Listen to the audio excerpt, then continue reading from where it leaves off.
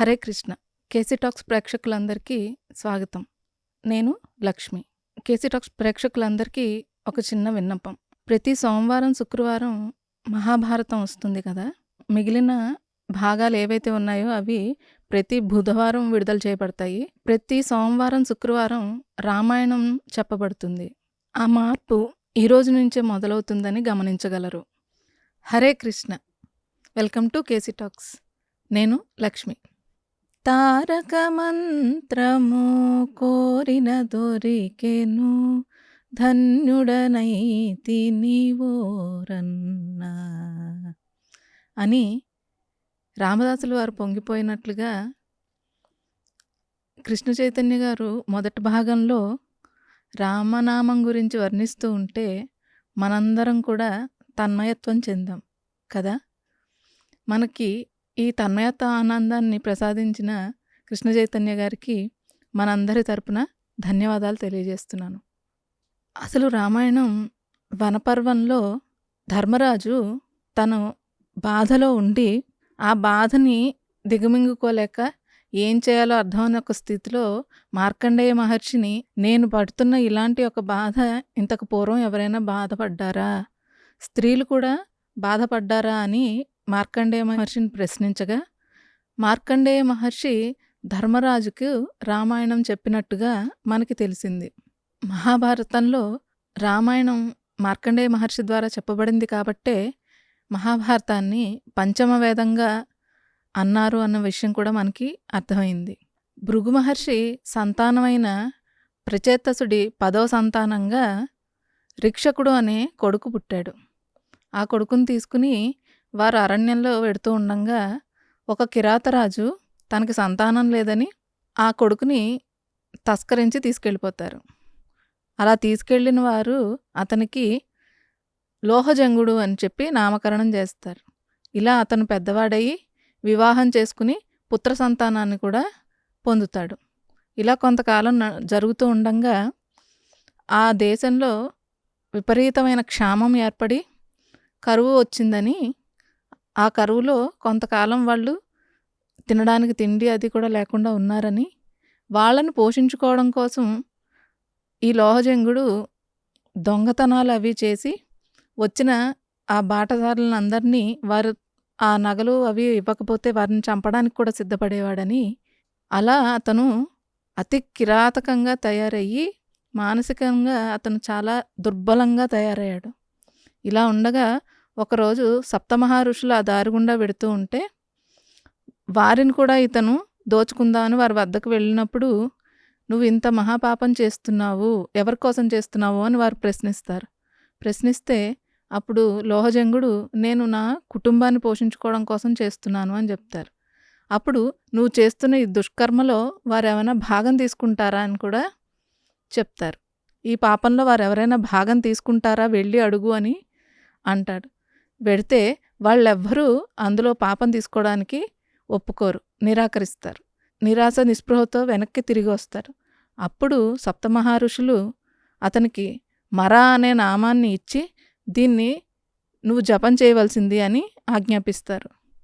ఆ మరా అన్న ఒక్క పదాన్ని పట్టుకుని లోహజంగుడు విపరీతమైన తపస్సు చేస్తారు. అలా తపస్సులో ఉండంగా అతని శరీరం చుట్టూవారా అంతా పుట్టలు అవి చేరి, ఆ పుట్ట లోపలనే ఆయన ఆ పరమాత్మ ధ్యానంలో, ఆ ఇచ్చిన నామధ్యానంలో నిమగ్నమైపోయి ఉంటారు. మళ్ళా సప్తమహారుషులు అక్కడికి వచ్చినప్పుడు ఆ పుట్టల నుంచి ఆయన్ని బయటికి పిలుస్తారు. అలా పిలిచినప్పుడు మొట్టమొదటిసారిగా అతన్ని వాల్మీకి అని వారు నామకరణం చేసి పిలుస్తారు. ఇలా లోహజంగుడు కాస్త వాల్మీకి మహర్షిగా అవుతారు. ఇచ్చిన నామాన్ని అంత గొప్పగా తపస్సు చేసి వారు సాధన చేయడం వల్ల అతను వాల్మీకిగా మారుతారు. అప్పుడు సప్తమహారుషులు చెప్తారు, నువ్వు తమసా నది ఒడ్డున చేరి ఒక ఆశ్రమం ఏర్పరచుకుని అక్కడికి వచ్చిన ప్రతి వారికి నువ్వు గురుబోధ చేయవలసింది అని చెప్పి ఆజ్ఞాపిస్తారు. అలా వాల్మీకి మహర్షి అక్కడ తమసా నది ఒడ్డున ఆశ్రమాన్ని ఏర్పరచుకుని అక్కడ నివసిస్తూ ఉంటారు. ఒకనాడు నారద మహర్షి వీరి వద్దకు వచ్చి రామాయణాన్ని సంక్షిప్తంగా వారికి చెప్తారు. ఆ రామాయణం చెప్పడం ద్వారా రామధారణ జరిగి మనస్సులో వాల్మీకి మహర్షి అమితానందం చెందుతారు. ఆ అమితానందంతోటే అతను తమసా నది ఒడ్డుకి తన నిత్యకర్మలను నెరవేర్చుకోవడం కోసం వెళ్తారు. అక్కడ మగ క్రౌంచపక్షి చనిపోవడం, అది చూసి ఆడ క్రౌంచపక్షి బాధపడడం చూసిన వాల్మీకి అతి శోకభరితుడై అక్కడ వచ్చిన కిరాతుణ్ణి శపిస్తారు. ఆ శపించడం ఒక శ్లోకం ద్వారా శపిస్తారు. ఆ శ్లోకం అనుష్టుప్ ఛందస్సులో వస్తుంది. వాల్మీకి యొక్క శోకం నుంచి పుట్టిన ఈ శ్లోకం ద్వారానే రామాయణానికి నాంది పలుకుతుంది. బ్రహ్మదేవుడు వాల్మీకి మహర్షిని అనుగ్రహించి మొత్తం రామాయణాన్నంతా ఆయన కళ్ళకు కట్టినట్టుగా చెప్పి, నువ్వు ఈ రామాయణాన్ని లోకాన్ని ఉద్ధరించడం కోసం ఒక కావ్యంగా రాయమని ఆయన్ని ఆజ్ఞాపిస్తారు. ఆ తరువాత వాల్మీకి మహర్షి ఆ కావ్యాన్ని ఎలాగ రాశారు, బాలకాండ ఎలా జరిగిందో అన్నది మనం కృష్ణ చైతన్య గారిని అడిగి తెలుసుకుందాం. హరే కృష్ణ. హరే కృష్ణ. రామనామం యొక్క గొప్పతనాన్ని మీరు మాకు వివరిస్తున్నందుకు మీకు మా ధన్యవాదాలు. నమస్కారం అమ్మ. వాల్మీకి మహర్షి బ్రహ్మచేత ప్రేరేపితమయ్యి రామాయణాన్ని రాయడానికి పూనుకుంటారు. బాలకాండలో వారు ఏం చెప్పారో మీరు మాకు వివరించవలసింది. శ్రీరామ రామ రామేతి రమే రామే మనోరమే సహస్రనామ తత్తుల్యం రామనామ వరాననే. జై శ్రీరామ్. బ్రహ్మ యొక్క అనుగ్రహం చేత దివ్యదృష్టి ద్వారా సమస్త రామాయణాన్ని విహంగ వీక్షణంలా వీక్షించిన వాల్మీకి పూర్తిగా బాలకాండ నుంచి యుద్ధకాండం వరకు అన్నీ ఆయనకు కళ్ళకు కట్టినట్టుగా కనపడ్డాయి. ఇక ఎప్పుడైతే ఆయన పూర్తి రామవైభవాన్ని, అంటే రాముడి యొక్క జననము నుంచి రాముడు మళ్ళీ లంకను జయించి పట్టాభిషిక్తుడయ్యాడో అక్కడ వరకు మొత్తం ఆయన చూసిన తర్వాత ఇప్పుడు ఏకాంతంలో కూర్చొని 24,000 శ్లోకములలో మనుష్య జాతికి ఆయన ధర్మం అనేది ఎలా ఉంటుంది, ఆ శ్రీమన్నారాయణుడిగే నరుడుగా వచ్చినప్పుడు ఆ ధర్మాన్ని పట్టుకొని ఎలా బ్రతుకుతాడు అనే ఒక విషయాన్ని సమస్త జీవకోటికి ఆయన ఒక కావ్య రూపంగా అందించారు. ఎప్పుడైతే ఆయన అది లిఖితపూర్వకంగా మొత్తం రామాయణాన్ని రాశారో, అంటే అది ఆ రోజులలో ఆ కాలమాన పరిస్థితుల ప్రకారం తాళపత్రాల మీదనో మరి వేటి మీదనో ఆయన ఎప్పుడైతే పూర్తి రామాయణాన్ని ఆయన రాశారో, దీని తర్వాత ఆయనకి ఒక అద్భుతమైన విషయం జ్ఞాపకం వచ్చింది. ఎందుకంటే శాపమే ఒక అనుష్టుప్ ఛందస్సుతో ఉంది. అలాగనే పూర్తి రామాయణంలో రాముడు జీవితంలో ఉన్న ఉత్థాన పతనాలన్నీ కూడా ఆయన రాస్తుండగా ఎన్నోసార్లు ఆయన తన్మయత్వానందంలో కన్నీరు పర్యంతమయ్యారు. అంటే ఇది మనకు తెలిసిన ఇతిహాసం. కానీ ఈ ఇతిహాసాన్ని మనం జనులకు అందించేటప్పుడు అది కేవలం ఒక కథ రూపాన కాకుండా ఒక కావ్య రూపంలో దానిని ఒక గానము చేత దీనిని అందించినట్లయితే అది ఇంకా బాగుంటుంది, అప్పుడు జనాల హృదయాలకు అది ఇంకా బాగా ఎక్కుతుంది అనే ఒక సంగతి అక్కడ వాల్మీకి ఆ రోజు ఆలోచించారు. దానిని ఆలోచించడమే కాకుండా అతను రాసిన మొత్తం 24,000 శ్లోకములను మళ్ళీ మళ్ళీ తిరగేసి చూస్తే ఆయనకి ఒక గొప్ప విషయం తారసపడింది. ఏమిటంటే ప్రతి 1000 శ్లోకములకు ఏదైతే ఆ 1000వ శ్లోకం మొదలవుతుందో అది గాయత్రీ మంత్రంలోని 24 అక్షరాలతో మ్యాచ్ అవుతుంది. అంటే ఓం భూర్భువస్వః తత్సవిదుర్వరేణ్యం అని మనం పూర్తి గాయత్రీ మంత్రాన్ని మనం విభజన చేసి చూస్తే గాయత్రీ మంత్రంలో 24 అక్షరాలుంటాయి. ఆ 24 అక్షరములే ప్రతి 1000 శ్లోకముల ముందు వచ్చే ఒక అక్షరం. అంటే సృష్టి ధర్మాన్ని రచించటానికి ఈ సృష్టిలో ఒకడు వర్ణాశ్రమ ధర్మము చేత శ్రీహరి సాక్షాత్కారం పొందాలంటే అది ఏ వర్ణానికి చెందినవాడైనా, అది బ్రాహ్మణ క్షత్రియ వైశ్య శూద్రులలో 4 వర్ణములకు చెందినవాడు 4 ఆశ్రమాల్లోకి వెళ్ళి నిత్య నైమితిక కర్మలు సంధ్యావందనాది క్రతువులన్నీ చేస్తుండగా ఆయన పట్టుకోవలసిన మూలమంత్రం ఏమిటి అంటే అది గాయత్రి మంత్రం. ఆ గాయత్రి మంత్రానికి ఎంత వైశిష్ట్యత ఉందో, ఆ గాయత్రి మంత్రానికి ఎంతో సూక్ష్మమైన అర్థములున్నాయి. ఈ భూమి మీద గాయత్రి మంత్రానికి అందరూ ఆచార్యులు అంటే శంకరాచార్యులు, మధ్వాచార్యులు, రామానుజాచార్యులు, వల్లభాచార్య, నింబార్కాచార్యులు, సమస్త ఆచార్యులు కూడా ఎంతో విశేషమైన వ్యాఖ్యానం చేశారు. ఎంతో విశేషమైన నిగూఢ రహస్యంగా ఉండే ఒక నిగూఢ మంత్రం అది. ఇవాళంటే కాలమాన పరిస్థితుల ప్రకారం గాయత్రి మంత్రం ప్రతివాడు వినగలుగుతున్నాడు గానీ, గాయత్రి మంత్రం అనేది బయటికి చెప్పాల్సిన మంత్రం కాదు. అది కేవలం ఆత్మజ్ఞానము, ఆత్మ సాక్షాత్కారం కోసం ఒక జీవుడు ఆ గాయత్రి మంత్రాన్ని అనుష్ఠించిన తన తండ్రి తన ఉపనయన సంస్కారం ముందు చెవులో చెప్పే విషయం అది. అంటే అది గుప్త మంత్రం. అది బహిర్గతంగా అందరికీ ఎలా పడితే అలా ఇచ్చే మంత్రం కాదు. అలాంటి గాయత్రి మంత్రం యొక్క పూర్తి మీనింగే ఈ రామాయణం అనే ఒక సంగతి వాల్మీకి మహర్షికి అర్థమైంది. అంటే మంత్రాన్ని పూర్తిగా అర్థం చేసుకోవటం ప్రతి మనిషి అర్థం చేసుకోలేడు. వారి వారి తారతమ్యములను బట్టి వారికి ఆ మంత్రం అర్థమవుతుంది. తారతమ్యం అంటే ఏంటండి మళ్ళీ? ఇది సాధనా తారతమ్యం. హెచ్చు తగువులనేవి సాధనా హెచ్చు తగువులు తప్ప వర్ణ తారతమ్యమో, కుల తారతమ్యమో, లేకపోతే సామాజిక వాణిజ్య తారతమ్యాలో కావివి. సో మీరు దీన్ని అర్థం చేసుకోవడానికి సింపుల్ విషయంలో ఒకళ్ళు ఒక చెంబు తీసుకొని గోదావరికి వెళితే వారికి చెంబు నీళ్ళే దొరుకుతాయి. ఒకళ్ళు లోటా తీసుకొని వెళ్తే వాళ్ళకి లోటా దొరుకుతాయి. ఒకళ్ళు గంగాళం తీసుకొని వెళ్తే వాళ్ళకి గంగాళం దొరుకుద్ది. ఒకళ్ళు పెద్ద ట్యాంకర్ తీసుకొని వెళ్తే గోదావరికి ట్యాంకర్ నిండా నీళ్లు తీసుకురావచ్చు. ఇది పాత్రత. ఎవరి పాత్రత ఏమిటో ఎవరు నిర్ణయిస్తారు? సాక్షాత్తు ఇంద్రుడు, ఇంద్రుడు తర్వాత బ్రహ్మ, బ్రహ్మ తర్వాత శ్రీమన్నారాయణుడే వారి పాత్రతను నిర్ణయిస్తాడు. ఆ పాత్రత ఎలా వస్తుంది ఒక జీవికి అంటే వాడి పూర్వజన్మలో చేసిన సాధనకు వాడి పాత్రత వస్తుంది. ఆ పాత్రత అనుసారం వాడు ఈ జన్మలో అంటే మళ్ళీ మనుష్య జన్మ ఎత్తినప్పుడు వాడి పాత్రతకు వీలైనటువంటి సాధన చేసుకుంటూ ముందుకు వెళ్ళిపోతాడు. అలాంటి ఒక సాధనను పరిపక్వ దిశకు తీసుకువెళ్ళాలంటే గాయత్రి అనుష్ఠానం అనేది చాలా అవసరం. ఇది ప్రతి వైదిక బ్రాహ్మణుడికి, ప్రతి వైదిక క్షత్రియుడికి, వైదిక వైశ్యుడికి, వైదిక శూద్రుడికి కూడా అర్థమవుతుంది. ఎందుకంటే వాళ్ళ వర్ణానికి తగ్గ అనుష్ఠానం వాళ్ళు చేస్తారు కాబట్టి.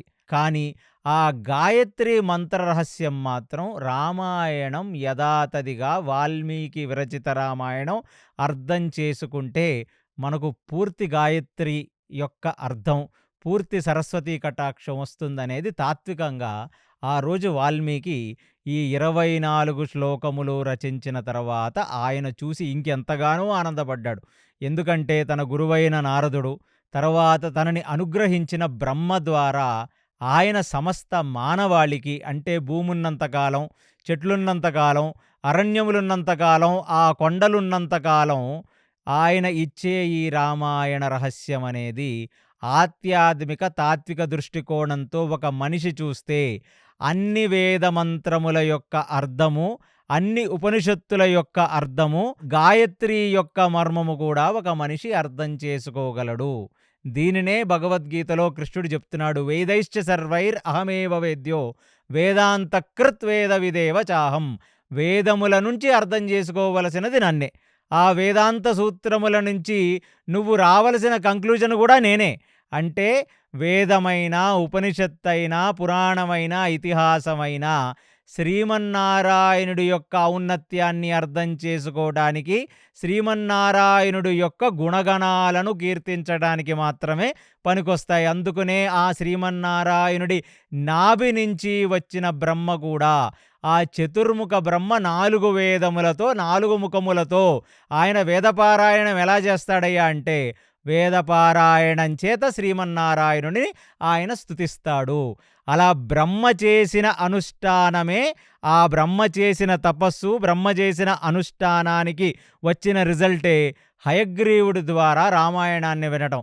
అలాంటి బ్రహ్మ తన మానసపుత్రుడైన నారదుడు చేసిన ఎంటైర్ భక్తికి కలిగిన ప్రయోజనం ఏమిటంటే ఈ రామాయణం. ఇప్పుడు ఇంతకాలం తపస్య చేసి తన ఇంద్రియములను ఆయన జయించి షడ్వర్గములను జయించి బ్రహ్మర్షిగా ఎదిగిన ఆ వాల్మీకి కూడా ఇప్పుడు ఈ రామాయణం అనేదే ఒక ఫైనల్ స్టేజ్. అంటే దీనిని పట్టుకొనే ఆయన పూర్తి పునీతుడయ్యాడు అనే సంగతి ఆయనకు అర్థమైంది. ఇంత ధర్మ సూక్ష్మం ఉంది గాయత్రిలో, రామాయణంలో. కానీ ఈ రామాయణాన్ని నేను జనులకు లిఖితపూర్వకంగా అయితే అనుష్టుప్ ఛందస్సుతో సంస్కృతంలో నేను రాశాను. ఇప్పుడు ఇది జనాలకు ఒక సరళైన భాషలో, ఒక సింపుల్ భాషలో నేను దీనిని ఎలా అందించాలి అంటే, అప్పుడు కాలమాన పరిస్థితుల ప్రకారం ఆయనకు అర్థమైంది ఏంటంటే, ఇది ఒక గానము ద్వారా రామాయణాన్ని, ఈ ఇతిహాసాన్ని మనం జనాలకు చెప్పినట్లయితే జనులకు ఎంతో విశేషమైన ప్రయోజనం కలుగుతుంది అని. ఇక్కడ వరకు మంచిగా అయింది. ఆయనకి మొత్తం అర్థమైపోయింది. ఆయన జీవిత రహస్యం ఏమిటి అంటే, కొన్ని జీవితములకు ఒక పెద్ద పురుషార్థం అంటారు. అంటే పురుషార్థం అనేది మనం రకరకాలుగా అర్థం చేసుకోవచ్చు. కానీ వాల్మీకి తన జీవితంలో ఆయన కారణ జన్ముడు ఎందుకయ్యాడు అంటే, ఆయన ద్వారా ఈ రామాయణాన్ని సమస్త జీవకోటికి అందించే ఒక ప్రయోజనార్థమై ఆయన పుట్టాడు. కాబట్టి ఆయన జీవితం ఇప్పుడు సఫలీకృతమైంది. ఆయన ఆశ్రమంలో చూడటం మొదలుపెట్టాడు. ఇదంతా అయ్యింది. ఇప్పుడు లిఖితపూర్వకంగా కూడా నేను రామాయణాన్ని రచించాను. ఇది జనాలకు ఎలా ఇవ్వాలి అని. అప్పుడే అక్కడ వికసిస్తున్న ఇద్దరు బాలులు కనపడ్డారు. ఇద్దరు ట్విన్స్. ఒకళ్ళ పేరు కుశ, ఇంకొకళ్ళ పేరు లవ. ఈ లవకుశులు ఎవరు అనే సంగతి నేను మీ అందరికీ వదిలేశాను. ఎందుకంటే రామాయణంలో ఆ బాలకాండలో 5వ సర్గ, అంటే రామాయణం మొత్తం కాండలుగా, కాండలు ఉపకాండాలే ఈ సర్గలన్నమాట. ఈ సర్గలుగా వాల్మీకి రచించారు. అందులో 5వ సర్గలో మనకు లవకుశుల్ని పరిచయం చేసిన వాల్మీకి అసలు ఈ కుశలవలు ఎవరు అనే సంగతి లాస్ట్ ఉత్తరకాండంలో వరకు మనకు చెప్పడం అనమాట. అదొక రహస్యం. అది వాల్మీకి స్క్రీన్ ప్లే. వాళ్ళిద్దరూ కనపడ్డారు. ఇంతకీ వాళ్ళిద్దరు ఎవరు అంటే సీతామాత పిల్లలు. సీతామాత ఎప్పుడొచ్చిందండి మరి ఆశ్రమానికంటే, నారదుడు ఎప్పుడైతే వాల్మీకి ఆశ్రమానికి వచ్చి వాల్మీకిని అనుగ్రహించక పూర్వమే సీతామాత తమసా నదీ తీరంలో బాధపడుతూ వాల్మీకి తారసపడింది. ఇదంతా నేను ఇప్పుడు చెప్పదలుచుకోలేదు. ఎందుకంటే ఇదంతా రామాయణంలో ఫస్ట్లో రాదు. ఇదంతా ఉత్తరకాండలో వస్తుంది. లక్ష్మణుడు తీసుకొని వెళ్ళి ఆ గర్భిణిగా ఉన్న సీతామాతను తమసా నది తీరంలో ఎలా వదిలేస్తాడు, ఎందుకు వదిలేస్తాడు అనేది ఉత్తరకాండలో వాల్మీకి చెప్తున్నారు. కానీ మనం ఈ స్టోరీని అర్థం చేసుకోవడం కోసం, ఈ కుశలవులు ఎవరు అని అర్థం చేసుకోవటం కోసం, ఆ పట్టాభిషిక్తుడైన రామచంద్రుడు దాని తర్వాత గర్భిణిగా ఉన్న సీతామాతను లక్ష్మణుడు ద్వారా తీసుకువెళ్ళి ఇక్కడ తమసా నదీ తీరంలో వదిలేయమంటే, ఆమెని తమసా నదీ తీరంలో వదిలేస్తే అక్కడ శోకసంద్రంలో మునిగిన సీతని చూసి వాల్మీకి తన దివ్య దృష్టితో అర్థం చేసుకొని సీతనే ఆ ప్రభువైన రామచంద్రుడి భార్య నిండు శూలవతి అని ఆవిడిని ఆశ్రమానికి తీసుకొని వచ్చి, ఆశ్రమంలో ఎంతోమంది ఋషులు, మునులు, తపస్సులు, అక్కడ ఉన్న సాధ్విల చేత సీతామాతకు ఎన్నో రకాల కైంకర్యములు చేసి ఆవిడికి కావలసిన భోజనము, ఆవిడికి కావలసిన న్యూట్రిషను, ఆమెకు అన్ని రకాల బాగుగోగులు చూసుకొని సీతామాతకు వాల్మీకి ఆశ్రమంలో సమస్త మునులు, ఋషులు కలిసి కైంకర్యం చేసిన దాని ప్రయోజనమే నారదుడు నడుచుకుంటూ ఆశ్రమానికి రావటం. అంటే తాత్వికంగా అర్థం చేసుకోండి. ఫస్ట్ సీతామాత వాల్మీకి ఆశ్రమానికి వచ్చింది. వాల్మీకి అర్థమైందల్లా ఏంటంటే ఋషిపుంగవుడికి ఈవిడ చక్రవర్తి యొక్క భార్య. చక్రవర్తి ఎవరు? రామచంద్రమూర్తి. ఈ రాముడు, తను జపించిన రాముడు, నారదుడు చెప్పిన రాముడు, బ్రహ్మ చెప్పిన రాముడు, అందరూ రాముళ్ళు ఒకటేనా అనే సంగతి వాల్మీకి తెలుసా తెలియదా అనే సంగతి నేను ఉత్తరకాండలో చెప్తాను. కానీ ఆయనకు తెలిసింది చక్రవర్తి భార్య సీత అని. ఆ సీతాదేవిని తీసుకొని వచ్చి సీతాదేవికి సేవ చేసి, సేవ చెయ్యటమే కాకుండా అన్ని రకాలుగా ఆమెకు సదుపాయాలు సమకూర్చి ఆమె ప్రసవ వేదనతో బాధపడుతుంటే అక్కడ రక్షల పెట్టి వేదగోష్ఠి చేత ఆ పిల్లలను కనే ఒక ప్రయోజనం. ఆ పిల్లలను కనేటప్పుడు ఆశ్రమవాసంలో ఉన్న వాళ్ళందరూ సేవ చేశారు కాబట్టే అలాంటి ఒక ఆశ్రమానికి పరివ్రాజకుడైన నారదుడు నడుచుకుంటూ వచ్చాడు. అంటే జీవికి ఒక ఫ్రీ విల్ అనేది ఒకటుంటుంది. ఆయన చేసిన పనులను బట్టే అది పుణ్యమైనా, పాపమైనా. కొన్నిసార్లు పుణ్యమో, పాపమో పక్కన పెడితే వాళ్ళ చేత ఒక మహోత్కృష్టమైన పనులు జరుగుతూ ఉంటాయి. ఎందుకు జరుగుతాయంటే అది భగవత్ లిఖితం. అది కాలం కలిసొచ్చినప్పుడు ఇలాంటి కొన్ని ప్రయోజనాలు జరుగుతాయి. ఆయన సీతామాతకు సేవ చేశాడు కాబట్టే ఆయనకు గురు అనుగ్రహం దొరికింది. గురువుగారు ఆయన ముందుకు వచ్చారు కాబట్టే ఆయన ఒక ప్రశ్న వేశాడు. ఆ ప్రశ్నకు గురువు తనకు సంక్షిప్త రామాయణాన్ని చెప్పి రామనామము ఆయన హృదయములోకి వెళ్ళి ఆ హృదయము నిండా రామనామము చేత ఆ రామనామధారణ ఆ వాల్మీకి హృదయమున జరిగింది కాబట్టే ఆయన తన సంధ్యావందనాది మాధ్యాహ్నిక సంధ్యావందనాది క్రియలు చేసుకోవడానికి తమసా నదీ తీరానికి వెళ్ళాడు. తమసా నది తీరానికి వెళ్ళినప్పుడు ఇప్పుడు గురువుగారి అనుగ్రహం దొరికింది. గురువుగారు చెప్పిన సంక్షిప్త రామాయణం విన్నాడు. విన్న తర్వాత వాల్మీకిలో ఏమన్నా పరివర్తన వచ్చిందా లేదా? ఇది బ్రహ్మగారు చూస్తున్నారు పైన నుంచి. నిషాదుడుగా పుట్టి ఎంతమందిని సంహరించి ఉంటాడో, ఎన్ని పిట్టలను కొట్టుకు తినుంటాడో, ఎన్ని పశుపక్షాదులను బాధపెట్టి ఉంటాడో, కానీ తపస్సు చేసి ఊర్ధ్వరేకర్షుడై ఆయన గొప్ప యోగి పుంగవుడై ఆశ్రమాన్ని నడుపుతున్నప్పటికీ ఆయన పూర్వజన్మ సంస్కారములన్నీ అగ్నిలో దహింపబడ్డ కట్టెలాగా కాలిపోవటమే కాకుండా రామనామధారణ హృదయంలో జరిగింది కాబట్టి కేవలం ఒక కొంగ యొక్క మృత్యు అనే ఒక దాన్ని కూడా ఆయన తీసుకోలేకపోయాడు, భరించలేకపోయాడు, సున్నిత మనస్కురుడైపోయాడనే సంగతి బ్రహ్మ చూస్తున్నాడు. అందుకనే జీవి యొక్క యోగ్యతను బట్టే బ్రహ్మ గాని, ఇంద్రుడు గాని, నారదుడు గాని, ఋషులు గాని అనుగ్రహిస్తారు. ఎప్పుడైతే ఆ కొంగ కింద పడిపోతుండగా ఆ రక్తస్రవం జరగటం చూసి తన మోకాళ్ల మీద కూలి ఆ బాధను తట్టుకోలేక కంటి నిండా ఆ అశ్రుధారగా కారిపోతున్నప్పుడు ఇక బ్రహ్మకు అర్థమైందంటే రామనామము చేత హృదయం మొత్తం పునీతుడైపోయాడు. శుద్ధ సత్వగుణం అంటారంటే అన్నిటికంటే కింద తామస గుణం, దానిపైన రజోగుణం, దానిపైన సత్వగుణం. ఈ సత్వగుణము కూడా పరిపక్వించిన దిశలో ఒక మనిషి శుద్ధ సత్వంలోకి వెళ్ళిపోతాడు. ఇంకా శుద్ధ సత్వంలోకి వెళ్ళిపోయిన మనిషి తన కాళ్ళ కింద ఒక చీమ నలిగినా, తన ద్వారా ఏ జీవికైనా కొంచెం కష్టం కలిగినా ఆయన తట్టుకోలేని స్థితిలోకి వెళ్తాడు. అలాంటి ఒక స్థితిలోకి వాల్మీకి ఎందుకు వెళ్ళాడు? ఎందుకంటే నారదుడిచ్చిన సంక్షిప్త రామాయణం రామనామధారణ చేత ఆయన హృదయం మొత్తం పరిశుద్ధమైపోయింది. ఒక తెల్లటి కాగితంలాగా అయిపోయాడు వాల్మీకి. అంటే రామనామధారణ హృదయమునందు త్రికరణ శుద్ధిగా ధరించి ఆ రామనామ జపము ద్వారా పునీతుడైన వాల్మీకి బ్రహ్మ ఆ మనోనేత్రము ద్వారా మొత్తం రామాయణాన్ని చూపించాడు.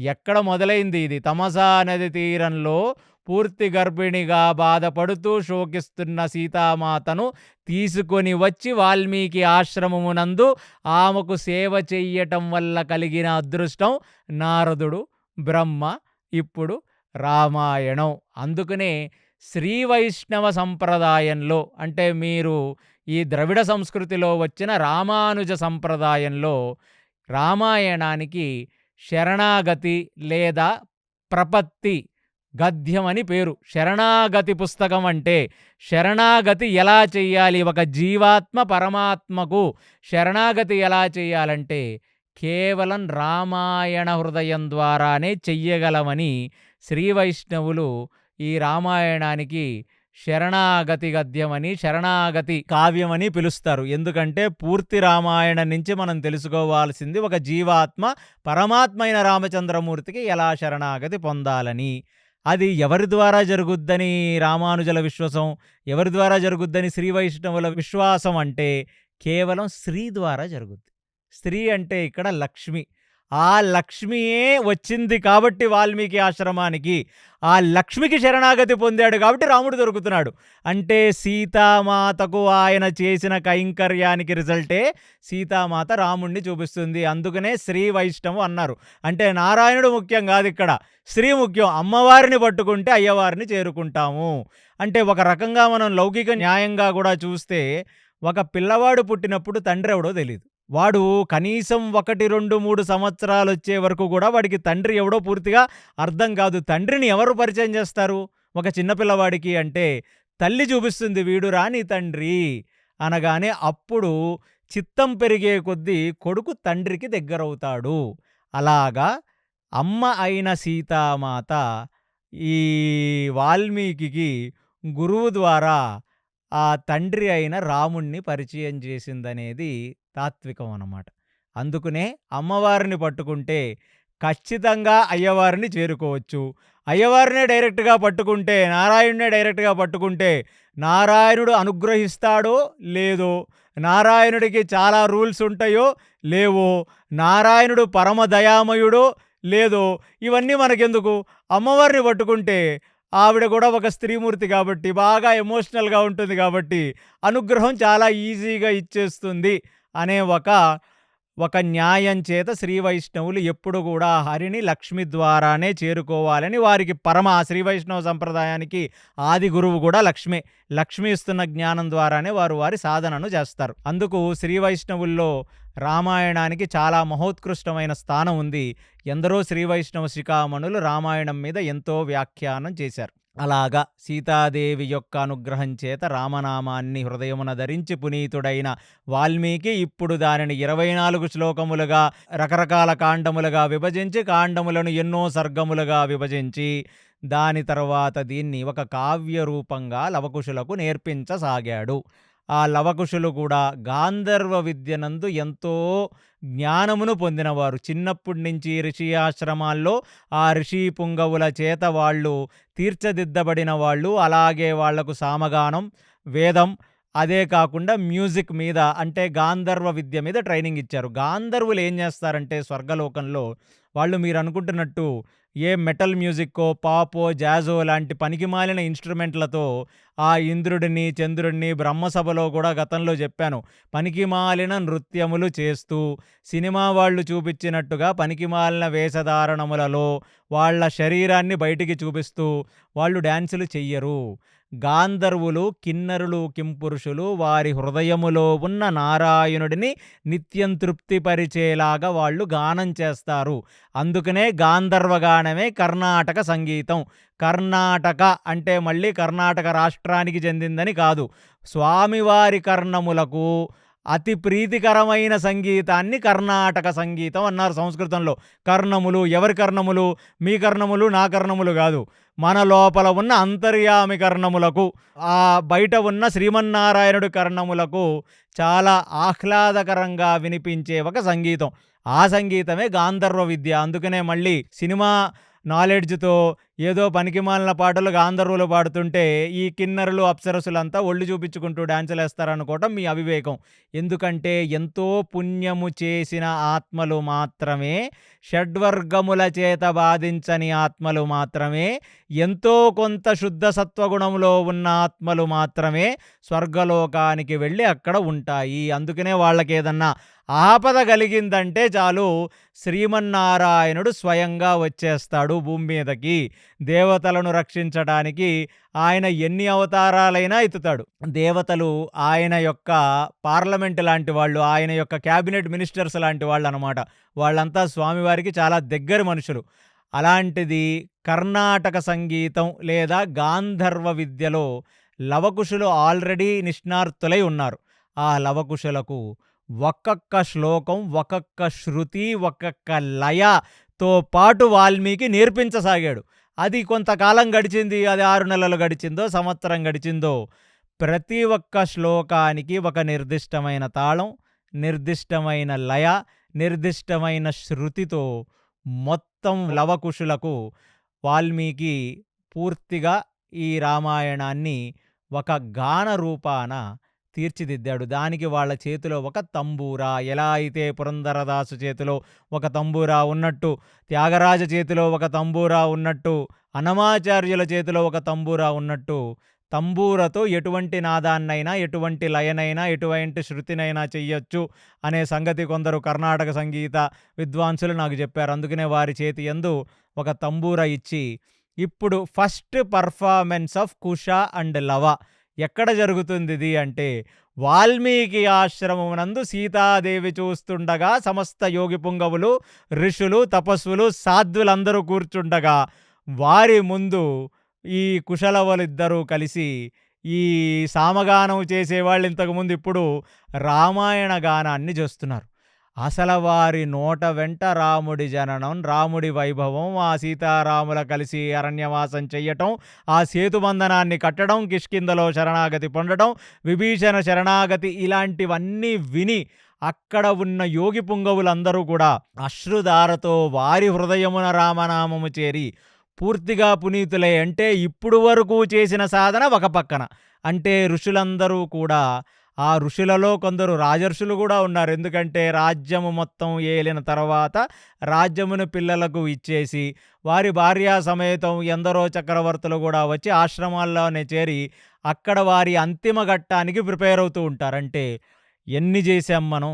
యోగ సాధన చేశాం, తపో సాధన చేశాం, మౌన సాధన చేశాం, కుండలీ సాధన చేశాం, ఎన్నో రకాలుగా సాధన చేసి మేమెంత పునీతులమయ్యామో మాకు తెలియదు. కానీ ఒక్కసారి శ్రవణము చేత ఆ కుశలవల నోటి వెంట రామాయణ గానాన్ని వింటుంటే హృదయమంతా బరువెక్కి లోపల ఎక్కడ లేని సత్వజాగృతి కలిగి అసలు వాళ్ళకే తెలియని ఒక తన్మయత్వానంద పరిస్థితిలో జారుకొని ఇంక జీవాత్మ ఇక ఈ దేహమునందు ఉండలేదు, ఎక్కడెక్కడున్నాడు ఈ పరమాత్మ, ఆ రామదర్శనం ఎప్పుడు జరుగుతుంది, ఎప్పుడు ఈ దేహబంధత్వంలోంచి ఈ ఆత్మ విడుదలై ఆ పరమాత్మను చేరుతుందనే ఒక జిజ్ఞాసు, ఒక దృఢ సంకల్పం, ఒక ఆర్ద్రత ఉన్న ప్రతి ఋషిలోనూ కలుగుతున్నాయి.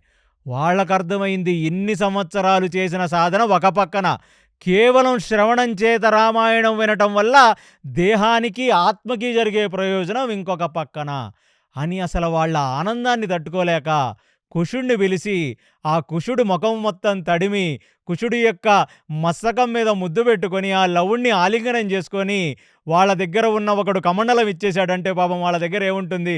ఎవరైనా పెద్ద పెద్ద రాజులో పెద్ద పెద్ద చక్రవర్తులు అయితే మెడలో ఉన్న హారాలు పీక్కొని లేకపోతే వాళ్ళ కోశాగారంలో ఉన్న డబ్బు తీసేసి ఇచ్చేస్తారు.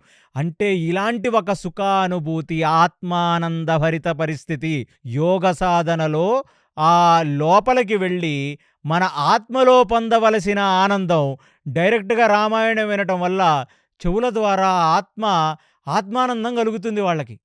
ఇక ఒకళ్ళేమో జడలు గడ్డాలు ఉన్నాయి, ఇవ్వడానికి ఏమీ లేదు, ఒకళ్ళు వాళ్ళ మెడలో ఉన్న తులసిమాల తీసి కుశుడి మెడలో వేశారు, ఇంకొకళ్ళు చేతిలో ఉన్న కమండలాన్ని తీసి నాయన నువ్వు సంధ్యావందనాది క్రియలు చేసుకుంటున్నప్పుడు ఈ కమండలం వాడరా నాయన అని ఇచ్చారు. ఇంకొకళ్ళు ఆ చేతి దండాన్ని నాయన నా దగ్గర ఉన్నది చేతి దండమే, నువ్వెప్పుడన్నా యోగ సాధన చేసుకున్నప్పుడు ఈ చేతి దండం తీసుకొని ఆయన అన్నారు. ఇంకొకళ్ళు నాయన నేను కుశగ్రాసం మీద కూర్చొని అరణ్యముల యందు తపస్సు చేసుకుంటాను, కొన్ని వందల సంవత్సరములుగా దీని మీదనే తపస్సు చేసుకుంటున్న వాడిని, ఇది నువ్వే తీసుకోవలసింది నాయన అని అసలు లవకుశులని ముద్దాడి ఆ లవకుశలు చెప్తున్న ఈ రామాయణ గానానికి తన్మయత్వానంద పరిస్థితిలో జారుకొని అసలు మనం ఈ దేహంలో ఉన్నామా లేమా అంటే మయమరిచిపోయి విని అసలు రామచంద్రమూర్తి పట్ల విపరీతమైన ప్రేమ, విపరీతమైన ఆత్మీయతను వాళ్ళు తెచ్చుకొని అసలు ఇంకా ఎప్పుడెప్పుడు మేము రామచంద్రమూర్తి దర్శనం చేసుకుంటాం అనే సంగతి వెయిట్ చేస్తూ ఒక జీవాత్మ పరమాత్మ సంగమానికై వెయిట్ చేస్తున్న ఒక మహోత్కృష్టమైన పరిస్థితిలోకి ఉన్న వాళ్ళందరూ చేరుకున్నారు. అంటే వారందరికీ కూడా వారి జీవిత ప్రయోజనం, వారి ఆత్మ ప్రయోజనం, వారు ఈ మనిషి దేహమునందు వచ్చినందుకు జన్మ ప్రయోజనం దొరికి ఇక దీని తర్వాత ఆ పరమాత్మను చేరి వారందరూ కూడా మోక్ష సాధనలో పరిపక్వ దిశకు చేరారనే సంగతి ఖచ్చితంగా మనకు ఈ వాల్మీకి రామాయణం చెప్తుంది. ఇక అది చూసిన సీతాదేవి ఇంకా పిల్లలు ఎదిగి ఆ రామచంద్రమూర్తి యొక్క జీవనగాథని వారు గానంగా చేస్తుంటే అసలు రామాయణం అంటే ఏమిటి అంటే రామ ప్లస్ ఆయనం అంటే రాముడు నడిచిన దారి, రాముడు ప్రవర్తించిన తీరు, రాముడి ప్రయాణం.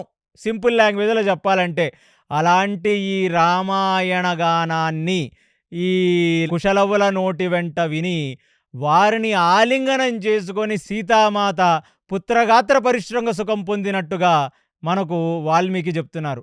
అది చూసి అమ్మా నువ్వు ఆశ్రమానికి రావటం ఎంతగానో నా జీవితం తిరిగిపోయింది. ఇన్ని రోజులు బ్రతికిన బ్రతుకు ఒక ఎత్తు, నువ్వు ఆశ్రమం వచ్చిన తర్వాత నాకు జరిగిన మేలు ఇంకొక ఎత్తు. కాబట్టి అమ్మా అని చెప్పి ఆయన సీతామాతకు సాష్టాంగ నమస్కారం చేసి రామాయణానికి ఇంకొక పేరు పెట్టారు ఆయన. ఏమిటి అంటే సీతామాత చరిత్ర. అంటే రామాయణం అంటే ఏంటంటే సీతామాత చరిత్ర, సీతామాత వైభవం అని చెప్పి ఇక నేను ఇక్కడ కుశలవలను తీసుకొని నేను మళ్ళీ ఈ కోశల రాజ్యానికి వెళ్ళి ఆ రామచంద్ర ప్రభువు రాజ్యాన్ని ఏలుతున్న సమస్త ప్రజలందరికీ కూడా నేను ఈ రామాయణ గానాన్ని కుశలవల ద్వారా వినిపించదలిచాను. నన్ను అనుగ్రహించవలసినది తల్లి అని చెప్పి సీతామాతకు నమస్కరించిన వాల్మీకి సీతామాత యొక్క అనుగ్రహం చేత ఇప్పుడు కుశలవలను ఆయన కోశల రాజ్యానికి తీసుకువెళ్ళసాగాడు. నేను కుశలవ అని ఎందుకంటున్నానంటే సీతామాతకు పుట్టిన ఇద్దరు పిల్లలు కవలలు. కవలలలో కొన్ని నిమిషాల ముందు పుట్టినవాడు కుశుడు, దాని తర్వాత కొన్ని నిమిషాలకు పుట్టినవాడు లవుడు. సో కుశలవుల పేర్లు ఎందుకు వచ్చాయంటే ఆశ్రమవాసంలో ఏ రక్ష పెట్టాలన్నా మీరు ఎలా అయితే ఒక గ్రహణ సమయమునందు ఆ దర్భము చేత ఉన్న సామగ్రిని, ఉన్న వంట వస్తువులను, ఉన్న ముడిసరుకును ఎలా అయితే రక్ష పెట్టి కాపాడుకుంటారో అలాగే ఈ పిల్లలకు రక్ష పెట్టి వాల్మీకి ఆశ్రమంలో ఉన్న సాధు పుంగవులు అలా కాపాడారు. ఆ దర్భమే ఆ ఋషులకు అస్త్రమైన, ఆ దర్భమే ఆ ఋషులకు శస్త్రమైన. కాబట్టి ఆ దర్భగ్రాసాన్ని, ఆ కుశగ్రాసాన్ని తీసి దాని మొదటి భాగాన్ని ఆ పిల్లవాడి నెత్తి మీద అభిమంత్రించి ఆ పిల్లవాడికి జాతా సంస్కారమును చేసినవాడు వాల్మీకి. కాబట్టి ఆ దర్భ, ఆ కుశగ్రాసము యొక్క పైభాగమును కుశ అంటారు. దాని చేత రక్ష పెట్టి పిల్లవాడికి కుశ అని పేరు పెట్టారు. ఆ దర్భ కింద భాగాన్ని లవ అంటారు.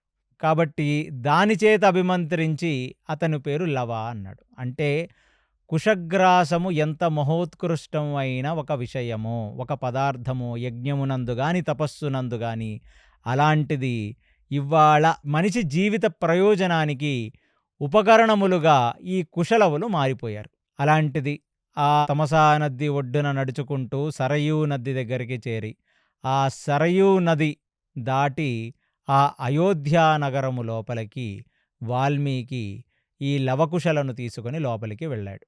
వెళ్ళగానే అసల ఋషి పుంగవుల్లాగా వయసులో చిన్నవాళ్ళు, చేతిలో ఒక తంబూరా, దాని తర్వాత ఆ ఋషులకున్నట్టుగా ఆ అట్టలు కట్టిన జుట్టు, ముడివేసిన జుట్టు, వెనకాల వాల్మీకి ఒక తెల్లటి వస్త్రాలతో, ఒక మహోత్కృష్టమైన తేజస్సుతో, పెద్ద జడ, పెద్ద గడ్డం వేసుకొని వాళ్ళని అనుగమిస్తూ ముందుకు సాగాడు.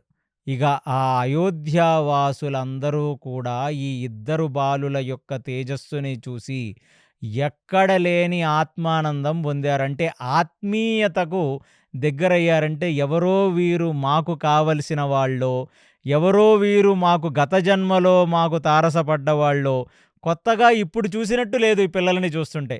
గతంలో ఎక్కడో చూసినట్టుగా, ఎక్కడో తారసపడ్డట్టుగా, అసలు వాళ్ళని చూస్తుంటే ఆ చిన్న చిన్న పిల్లలు వాళ్ళ ఆ ముఖ తేజస్సులుగా ఒక సనకసనందులు ఈ భూమి మీదకు వస్తే ఎలా ఉంటుందో, ఆ చతుష్కుమారులు వస్తే ఎలా ఉంటుందో అలా బ్రహ్మజ్ఞానం కలిగిన పిల్లవాళ్ళలాగా కనబడితే అక్కడ ఒక పెద్ద కలోజియంలో, ఒక పెద్ద ఆడిటోరియం లాంటి దాంట్లో ఆ వాల్మీకి చెప్తుండగా ఆ వాల్మీకి వారిద్దరూ కుశలవులు కూడా పాదాభివందనం చేసి అక్కడ ఈ గాన ప్రదర్శన మొదలుపెట్టారు.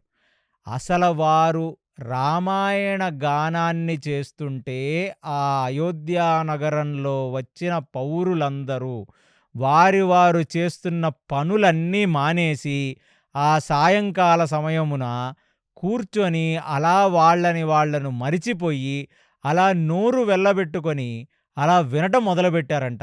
ఇప్పుడు ఆ లవకుశలు వారి యొక్క తంబూరాని శృతి చేసి ఇప్పుడు ఒక లయలో ఆ రామాయణ గానాన్ని చెయ్యటం మొదలుపెట్టారు. ఎలా చేస్తున్నారయ్యా వీరు అంటే, ఆ మొదలుపెట్టిన ఆ రామాయణ గానం విలంబంలో మొదలుపెట్టి, అంటే స్లోగా అందుకుంటున్నట్టుగా విలంబంలో మొదలుపెట్టి, తర్వాత ఆ స్పీడ్ కాస్త మధ్యమంలోకి తీసుకెళ్ళి, ఎప్పుడైతే రాముడి జననం మొదలైందో అప్పటినుంచి దురితలయలో వాళ్ళు ఫాస్ట్‌గా గానం చేస్తుంటే, దాని తర్వాత వచ్చిన అరణ్యకాండం అవన్నీ విని జనాలు అసల పూర్తిగా అట్రాక్ట్ అయిపోయి, వారు పక్కన ఎవరున్నారు, ఏం జరుగుతుందో ఒంటి మీద సొయ్యి లేకుండా నోరు తెరుచుకొని నవరసాల్లోకి నిమగ్నమై, అంటే ఆ కుశలవలు చేస్తున్న గానంలో ఆ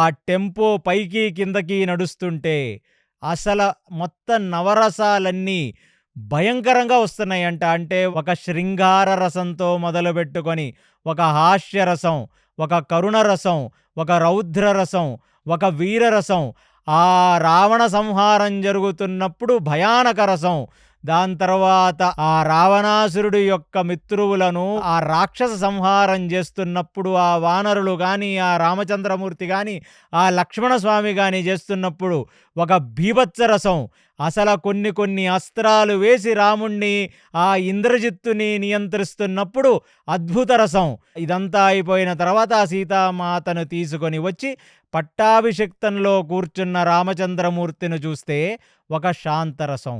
అంటే అసల ఈ కుశలవలు చేస్తున్న ఈ గానం, వారు తీసుకున్న లయ, శృతి, అది కాకుండా ఈ నవరసాలలో వాళ్ళ రిథం తీసుకొని వాళ్ళందరూ ఆ రామాయణ గానాన్ని చేస్తే అసల జనులు వారిని వారు మర్చిపోయి పూర్తిగా రోమాంచగలిగి అసల తన్మయత్వంలోకి జారుకొని వారి కళ్ళెమట నీళ్ళొస్తున్నాయి. కానీ అన్ని రసాలలోకి వాల్మీకి ఎంచుకున్న అతి ముఖ్యమైన రసం ఏమిటి అంటే కారుణ్య రసం.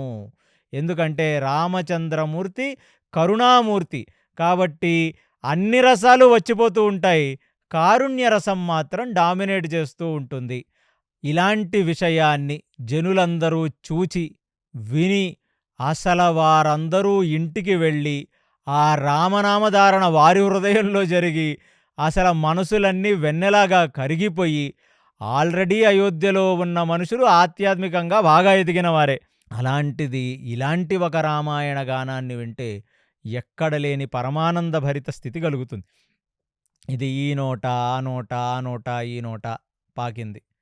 చివరాఖరిగా ఒకరోజు రామచంద్రమూర్తి ఆ రాజసింహాసనం మీద చేతిలో రాజదండాన్ని పట్టుకొని ఆయన ఆ రాజకొలువులో వస్తున్న జనులందరినీ చూచి వారితో ముచ్చటిస్తుండగా, వారు ప్రతిరోజు ఆ అయోధ్యావాసులు, చుట్టుపక్కల ఉన్న సామంతరాజులు, కష్టాల్లో ఉన్న వాళ్ళందరూ రాజసభలోకి వచ్చి రాజుకి విన్నపించుకోవడానికి వస్తారు.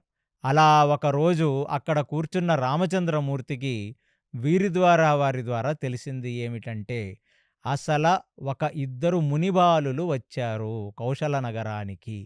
ఆ మునిబాలులు మీ తండ్రిగారైన దశరథుడి నుంచి ఇక్ష్వాకుల ఔన్నత్యం గురించి, ఈ కోశల నగరస్థాపన చేసిన మనువు దగ్గర నుంచి మీ జీవితాన్ని మేమెన్నడూ చూడలేదు రామచంద్ర.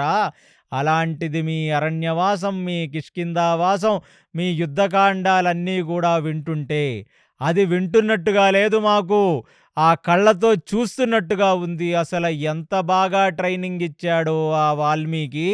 ఆయన ముని, వీళ్ళ గురువుతో పాటు ఇద్దరు శిష్యులొచ్చి ఇలాంటి ఒక ప్రదర్శనలిస్తున్నారు అనే సంగతి వినగానే రామచంద్రమూర్తి చాలా ఆశ్చర్యంలోకి జారుకున్నాడు. ఎవరయ్యా వీళ్ళు?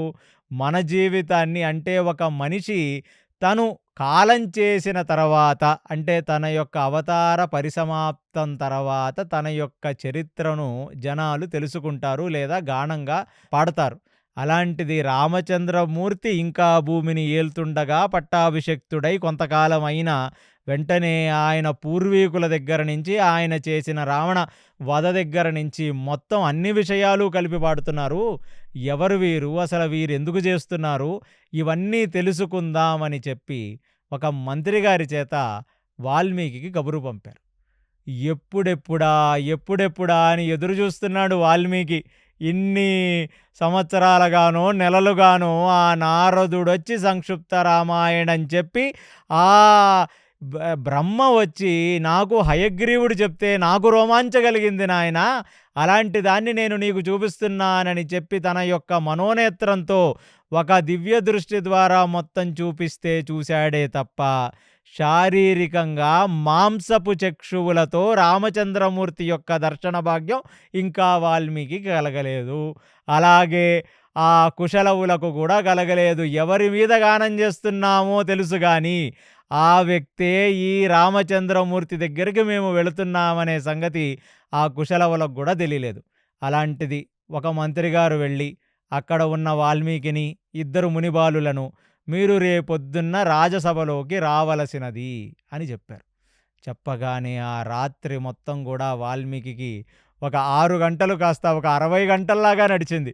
ఎప్పుడెప్పుడు నేను రామచంద్రమూర్తిని చూస్తానా, చూస్తానా, చూస్తానా అని ఎదురు చూస్తూ పొద్దున్నే లెగిచాడు. సరయూ నది ఒడ్డుకు వెళ్ళాడు. అక్కడ తన యొక్క నిత్య నైమితిక కర్మలు చేశాడు.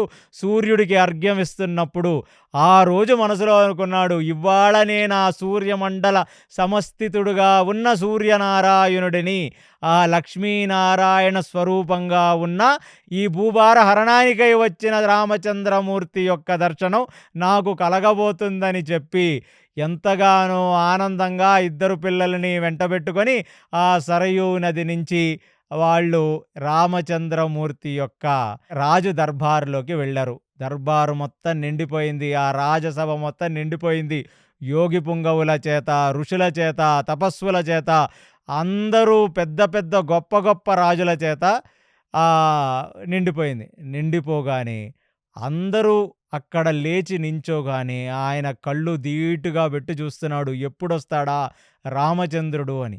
అలా చూస్తుండగానే ఆయనని కొందరు సూతులు వెనక నుంచి, నేను గతంలో చెప్పాను మహాభారత టైంలో, రాజుల వెనకాల ఉండి సూతులు రాజు యొక్క గానం చేస్తూ, రాజు యొక్క పరివార గానం చేస్తూ, రాజు యొక్క తరాలు ఎలాంటి తరాలో చెప్తూ పక్కన రాజాదిరాజ, రాజమార్తాండ, రాజగంభీర, కోశల రాజాధీశ, ఇక్ష్వాకుకుల తిలక, రఘునందన అని వాళ్ళు ఆ గానం చేస్తుంటే, ఈ గానం ఎందుకు చేస్తారంటే రాజు ఎప్పుడైతే రాజదండనాన్ని పట్టుకొని ఆ రాజసింహాసనం మీద పట్టాభిషిక్తుడై చక్రవర్తిలాగా కూర్చుంటాడో, ధర్మానికి ప్రభువై ఉంటాడు. ఆయన తన మన భేదాలు లేకుండా, రాగద్వేషాలు లేకుండా ఈ వంశంలో ఇలాంటి కులతిలకాలు ఇదే సింహాసనం మీద కూర్చొని ధర్మమునందు పూనిక ఉండి ఆ ధర్మము చేత జనాలను ఏలారు. కాబట్టి శిష్ట రక్షణ, దుష్ట శిక్షణ రెండు ఆ శ్రీమన్నారాయణుడు భూమి మీదకి వచ్చి ఎలా చేస్తాడో ఒక రాజు తన యొక్క రాజ్యంలో చేస్తాడు ఇలాంటిది. కాబట్టి ఆ వెనక ఉన్న సూతులందరూ కూడా కౌశలేశ్వర, కౌశల రఘునందన, రఘుకుల తిలక అని చెప్పి పాడుతుండగా ఆ చక్రవర్తిగా ఉన్న నీలమేఘశ్యాముడు ఆ సింహాసనం ముందొచ్చి నిలబడి అక్కడ ఉన్న వాళ్ళందరికీ కూడా నమస్కారం చేశాడు. ఆ దృశ్యాన్ని ఒక్కసారిగా వాల్మీకి చూసి, అతను మాంసపు చక్షువులతో చూసిన వ్యక్తి తను బ్రహ్మవిచ్చిన దివ్య దృష్టితో చూసిన వ్యక్తి అసలు రోమాంచగలిగి ఇది నిజమా, ఇది కలయా అనే సంగతి కూడా మరిచిపోయి అలా చూస్తూ ఉండిపోయాడు. అది రాముడి యొక్క అందం, రాముడి యొక్క వైభవం. ఒక్కసారిగా ఆయన కళ్ళు మూసుకుంటే రామచంద్రమూర్తి దర్శనం చేత ఆ హృదయం అంతా కరిగి కంటి వెంట అశ్రుధార వచ్చింది. రాగానే ఇవాళ చీఫ్ గెస్ట్‌లు ఎవరయ్యా ఇక్కడ అంటే చిన్నపిల్లవాళ్ళైన కుశలవులు. వాళ్ళతో వచ్చిన ఋషి పుంగవుడైన వాల్మీకి. ఉన్నవాళ్ళందరూ జెప్పారు. వీరు గానం చేస్తుంటే రామచంద్ర అసలు మన కౌశల నగరం యొక్క గొప్పతనం, మన పూర్వీకుల యొక్క గొప్పతనం దగ్గర నుంచి మీరు చేసిన ప్రతి లీలని వారు అసలు పాడుతుంటే అది వినసొంపుగా ఉండటం గాదు, రోమాంచగలుగుతుంది అని చెప్పగానే, ఏది ఆ లవకుశలను నా ముందు ప్రవేశపెట్టవలసినది అని రామచంద్రమూర్తి కోరాడు. అనగానే ఆ ఇద్దరు పిల్లలు కూడా తంబూరాలు వేసుకొని నడుచుకుంటూ ఆ రాజమండపం మధ్యలోకి రాగానే, ఆ రాముడి యొక్క దృష్టి లవకుశుల మీద పడగానే ఒక్కసారిగా ఒక ఆత్మీయత కలిగింది రాముడికి. ఎక్కడో చూసినట్టుందే ఈ యోగి పుంగవులను, వీరిని చూస్తుంటే నా మనసున ఏదో ఒక ఆత్మీయ భావం కలుగుతుందే, నా వారు అనే ఒక భావం కలుగుతుంది అని అనుకున్నాడు. అంటే రామచంద్రమూర్తికి తెలియదా శ్రీమన్నారాయణుడికి? ఖచ్చితంగా తెలుసు. కానీ రామచంద్రమూర్తి ఈసారి ఏ అవతారంలో వచ్చాడు? పూర్తి నరుడుగా వచ్చాడంటే ఒక మానవుడు ఎలా బ్రతుకుతాడో అలాగా ఒక మానవుడిలానే ఉన్నాడు. అంటే రామచంద్రమూర్తికి తెలీదా నేను రాముణ్ణి అంటే? ఖచ్చితంగా తెలుసు. రామచంద్రమూర్తికి తెలీదా వీళ్ళు నా కొడుకులే లవకుశులని?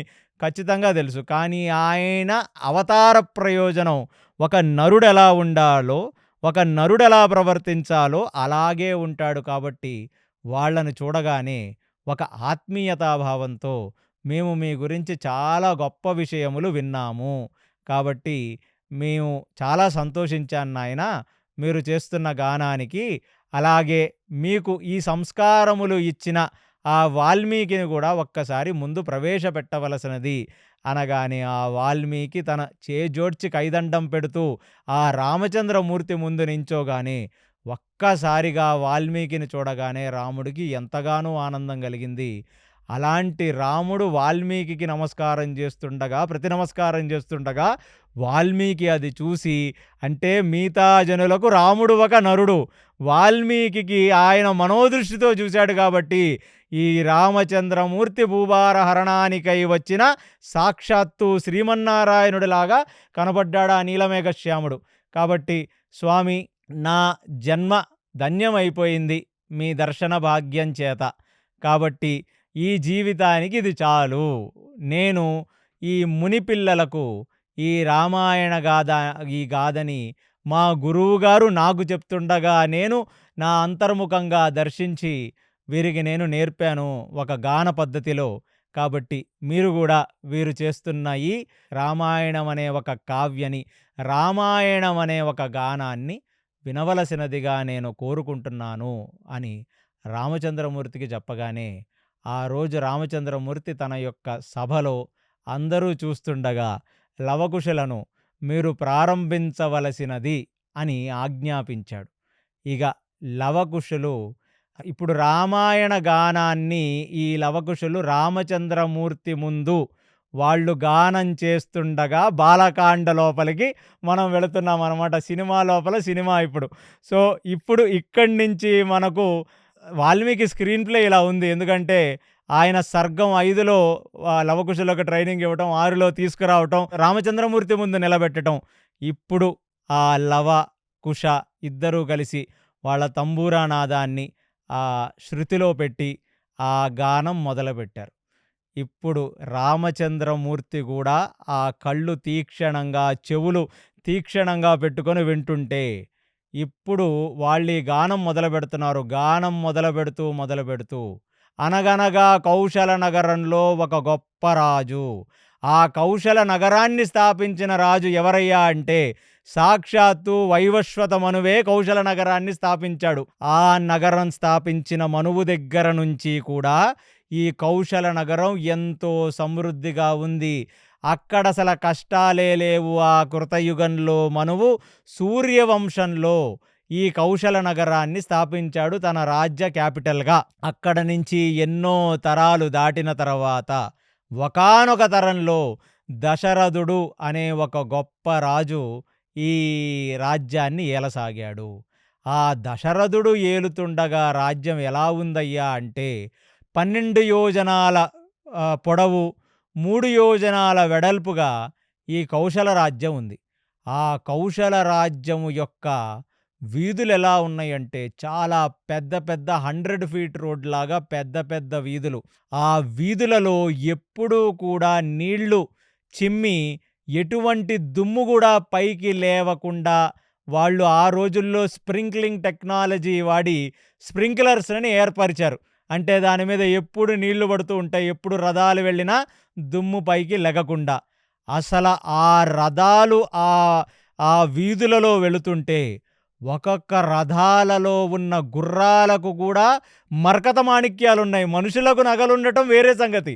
అక్కడ ఆ గుర్రాలకు, ఏనుగులకు, అశ్వాల మీద ఉన్న ఆ మనుషులు మొత్తం ఎలా ఉన్నారు అంటే అది the most richest Kingdom on the earth అన్నమాట. అలా ఉంది ఈ కౌశల నగరం. ప్లస్ ఆ నగర వీధుల్లోంచి ఇలా ముందుకు వెళితే పక్కన ఎన్నో రకాల ఫౌంటైన్స్, పక్కల ఎన్నో రకాల ఉద్యానవనాలు, ఆ ఉద్యానవనాల మధ్యలో పెద్ద పెద్ద సరస్సులు, ఆ సరస్సులలో తిరుగుతున్న ఎన్నో రకరకాల జాతుల పక్షులు, బాతులు, ఫ్లెమింగోస్, ఇవన్నీ ఒక అద్భుతమైన బ్యూటిఫుల్ నగరంగా ఆ కౌశల రాజ్యంలో ఉన్న నగరం లోపలికి ఆ దారుల ముందు ఇలా వెళుతుంటే ఇటువైపు అటువైపు చూస్తుంటే పెద్ద పెద్ద మేడలు, double storeyed building, triple storeyed building, 4 stories building, multiple story buildings ఉన్నాయి. ఆ బిల్డింగ్స్ ఎలా ఉన్నాయ్యా అంటే అవి కాషాయ రంగులో, బంగారపు రంగుల్లో దానికి రంగులద్ది వాటి మీద విజయ పతాకాలతో అది దేదీప్యమానంగా వెలిగిపోతున్నాయంట ఆ వీధులలో ఉన్న భవనాలు. అలా వీధుల వెంట వెళుతూ వెళుతూ ఉంటే ఆ మధ్యలోకి వెళ్ళేసరికి ఒక పెద్ద ఇంద్రభవనం ఉంది. ఆ ఇంద్రభవనం చూస్తుంటే ఆ ఇంద్రభవనానికి రంగులన్నీ కూడా ఏదైనా బంగారాన్ని, వెండిని కరిగించి వేస్తే ఎలా ఉంటుందో అలాగుందంట ఆ ఇంద్రభవనం. ఆ ఇంద్రభవనం ముందు ఒక పెద్ద ఫౌంటైన్, ఫౌంటైన్ లోపల ఫౌంటైన్, లోపల ఫౌంటైన్, అలా ఒక మ్యూజికల్ ఫౌంటైన్ లాగా ఒక పెద్ద ఆ ఫౌంటైన్‌లోంచి నీళ్లు పడుతున్నాయి. అక్కడ అన్ని ఉద్యానవనాల్లో ఎన్నో రకాల ఈ సాధు జీవులు తిరుగుతూ ఉన్నాయి. అలాగ లోపలికి వెళితే ఒక పెద్ద దర్బార్. ఆ దర్బార్ ఎలా ఉంది రామచంద్ర అంటే ఇప్పుడు మేము ఎక్కడైతే నించొని ఈ గానం చేస్తున్నామో అలాగనే ఉంది ఆ దర్బార్. అందులో ఒక పెద్ద చక్రవర్తి కూర్చున్నాడు. ఆయన పేరే దశరథుడు. అనగానే రామచంద్రమూర్తి ఒక్కసారిగా ఆయన కళ్ళు మూసుకొని ఆయన యొక్క తండ్రైన దశరథుడిని ఆయన మనసులో ధ్యానించుకున్నాడు. ఎందుకంటే వారి తండ్రి గారి వైభవం వినబోతున్నాడు ఇప్పుడు రామచంద్రమూర్తి. అలాంటి దశరథుడు దగ్గర ఆ రాజ అంతఃపురంలో కూర్చున్న మనుషులందరినీ చూస్తే వాళ్ళు పరమ సాత్వికుల్లా ఉన్నారంట. అక్కడున్న వాళ్ళందరూ అసలు మొఖంలో ఎటువంటి క్రూరత్వం లేకుండా, ఎటువంటి రజోగుణము, తమోగుణము లేకుండా ధర్మప్రభువుల్లాగా ఉన్నారంట అక్కడ రాజ్యంలో ఉన్న వాళ్ళందరూ. అసలు జనులను చూచి, ఆ చక్రవర్తిని చూసి అసల ప్రతి రాజు, బయట ఉన్న రాజ్యాల్లో ఉన్న ప్రతి వాడు కూడా ఎలా అయినా ఈ రాజ్యాన్ని మనం చేజెక్కించుకోవాలి. ఇంత నగ, ఇంత మంచితనం, ఇంత వైభోగం, ఇంత పెద్ద కోశాగారం ఉన్న ఆ కౌశల రాజ్యాన్ని మనం ఎప్పుడైనా చేజిక్కించుకోవాలని అనుకుంటున్నప్పుడు అప్పుడు ఒక్కసారిగా ఆ రాజ అంతఃపురం పైన చూసేసరికే ఒక కమాండోస్ లాగా మొత్తం ఆ మిలిటరీ కమాండోస్ అందరూ నిండి ఉన్నారు. ఆ మిలిటరీ కమాండోస్ ఎలా ఉన్నారంటే వాళ్ళు ఒక్కొక్క మిలిటరీ కమాండర్ ఒక్కొక్క మహారథి. అంటే మనం మహాభారతంలో కొందరు మహారథులు, కొందరు అర్ధరథులు, కొందరు రథులు అని మాట్లాడుకున్నాం. ఈ కౌశల రాజ్యంలో ఆ రాజ అంతఃపురాల బయట ఉన్న సెక్యూరిటీ గార్డులు అందరూ మహారథులే. ఇది రాజ అంతఃపురానికి చెప్తున్నాడు ఆయన. ఒక్కసారిగా పైకి వెళ్ళిపోతే అంటే డిస్క్రిప్షన్లో ఇంకా డ్రోన్ లెవెల్లో పైకి తీసుకొని వెళితే అసలు మొత్తం నగరం, నగర వీధులు, నగర వీధులలో ఉన్న ఆర్మీ వాళ్ళు అంటే ఈ భటులు, ఆ తర్వాత మొత్తం 12 అడుగులు 12/3 పొడవు వెడల్పుగా ఉన్న ఆ నగరం బయట పొలిమేరలలో చూస్తే మొత్తం కూడా ఆ కోశల నగరానికి రావాలంటే ఆ కౌశల నగరం 4 వైపులు ఒక పెద్ద సరస్సును ఏర్పరిచారంట. అంటే ఎవరైనా ఆ నగరం లోపలికి రావాలంటే ఒక వంతెన మీదుగా రావాలి. ఎవరైనా ఎప్పుడైనా శత్రువులు దాడి చేసేటప్పుడు ఆ వంతెని పైకెత్తేస్తారు. ఆ సరస్సు లోపల ఉండేవన్నీ కూడా ముసళ్ళు, క్రూర మృగాలు లాంటివి అందులో ఉంటాయి. అంత సెక్యూరిటీతో అసల ఈ నగరాన్ని ఆ పైన నించొని కాపాడుతున్న ఒక్కొక్క సైనికుడిని చూస్తే ఆజానుభావుడంతే ఎంతో బలిష్టంగా ఉండి చేతిలో రకరకాల ఆయుధాలను పట్టుకుంటూ నలువైపులా వాళ్ళు గార్డ్ చేస్తూ అలా ఉండిపోయారంట వాళ్ళందరూ. ఒక గొప్ప డిఫెన్స్ సిస్టమ్ ఉందంట పైన. ఏమిటంటే దానిని శతాగ్ని అంటారు. అంటే అది మనుషులు ఎలాగో ఇప్పుడు ఒక శత్రువు వస్తుంటే ఆ శత్రువుని గురి చూసి అక్కడ ఉన్న భటులు, అక్కడ ఉన్న సేనాధిపతులు బాణాలు వేస్తారు. కానీ ఇది అలా గాదు. ఇది ఆటోమేటిక్ డిఫెన్స్ సిస్టమ్. అంటే ఇప్పుడు ఏవైతే ఈ డ్రోన్‌ల ద్వారా, మిసైళ్ళ ద్వారా అటాకులు చేస్తుంటే మీకు డిఫెన్స్ సిస్టమ్స్ ఇజ్రాయెల్‌లోను, ఇండియాలోనూ ఉన్నాయో, ఆ డిఫెన్స్ సిస్టమ్ గురించి మాట్లాడుతున్నాడు వాల్మీకి. శతాగ్ని అనే ఒక డిఫెన్స్ సిస్టమ్ అంటే ఒక్కసారిగా 100 బాణాలు బయటికెళ్ళిపోయి 100 మందిని చంపేయగలవవి. అంటే ఒక శత్రువు దగ్గరికి వస్తున్నాడనేసరికే ఆటోమేటిక్‌గా ఒక 100 బాణాలో, 100 అస్త్రాలో, 100 శస్త్రాలో, 100 బాంబులో అలా ఎళ్ళిపోతాయన్నమాట. అలాంటి శతాగ్ని అనే ఒక డిఫెన్స్ సిస్టమ్ నలువైపులా ఎన్నో రకాల డిఫెన్స్ సిస్టమ్స్ ఉన్నాయంట. అంటే ఇన్ని రకాలుగా ఈ అతి సుందరమైన ఈ కౌశల నగరాన్ని ఎందరో కాపాడుతుండగా, ఆ లోపల ఉన్న జనులు మాత్రం అతి శుద్ధ సత్వగుణంలో శుద్ధ సాత్వికులై యోగి పుంగవులై ఉన్నారు. ఇంకా ఇప్పుడు వర్ణనలో ఈ లవకుశులు ఇంకా పైకి తీసుకెళ్తున్నారు. దీని మీద తీసుకువెళితే ఆ సరయూ నది ఒడ్డున ఈ కౌశల నగరం ఉంది.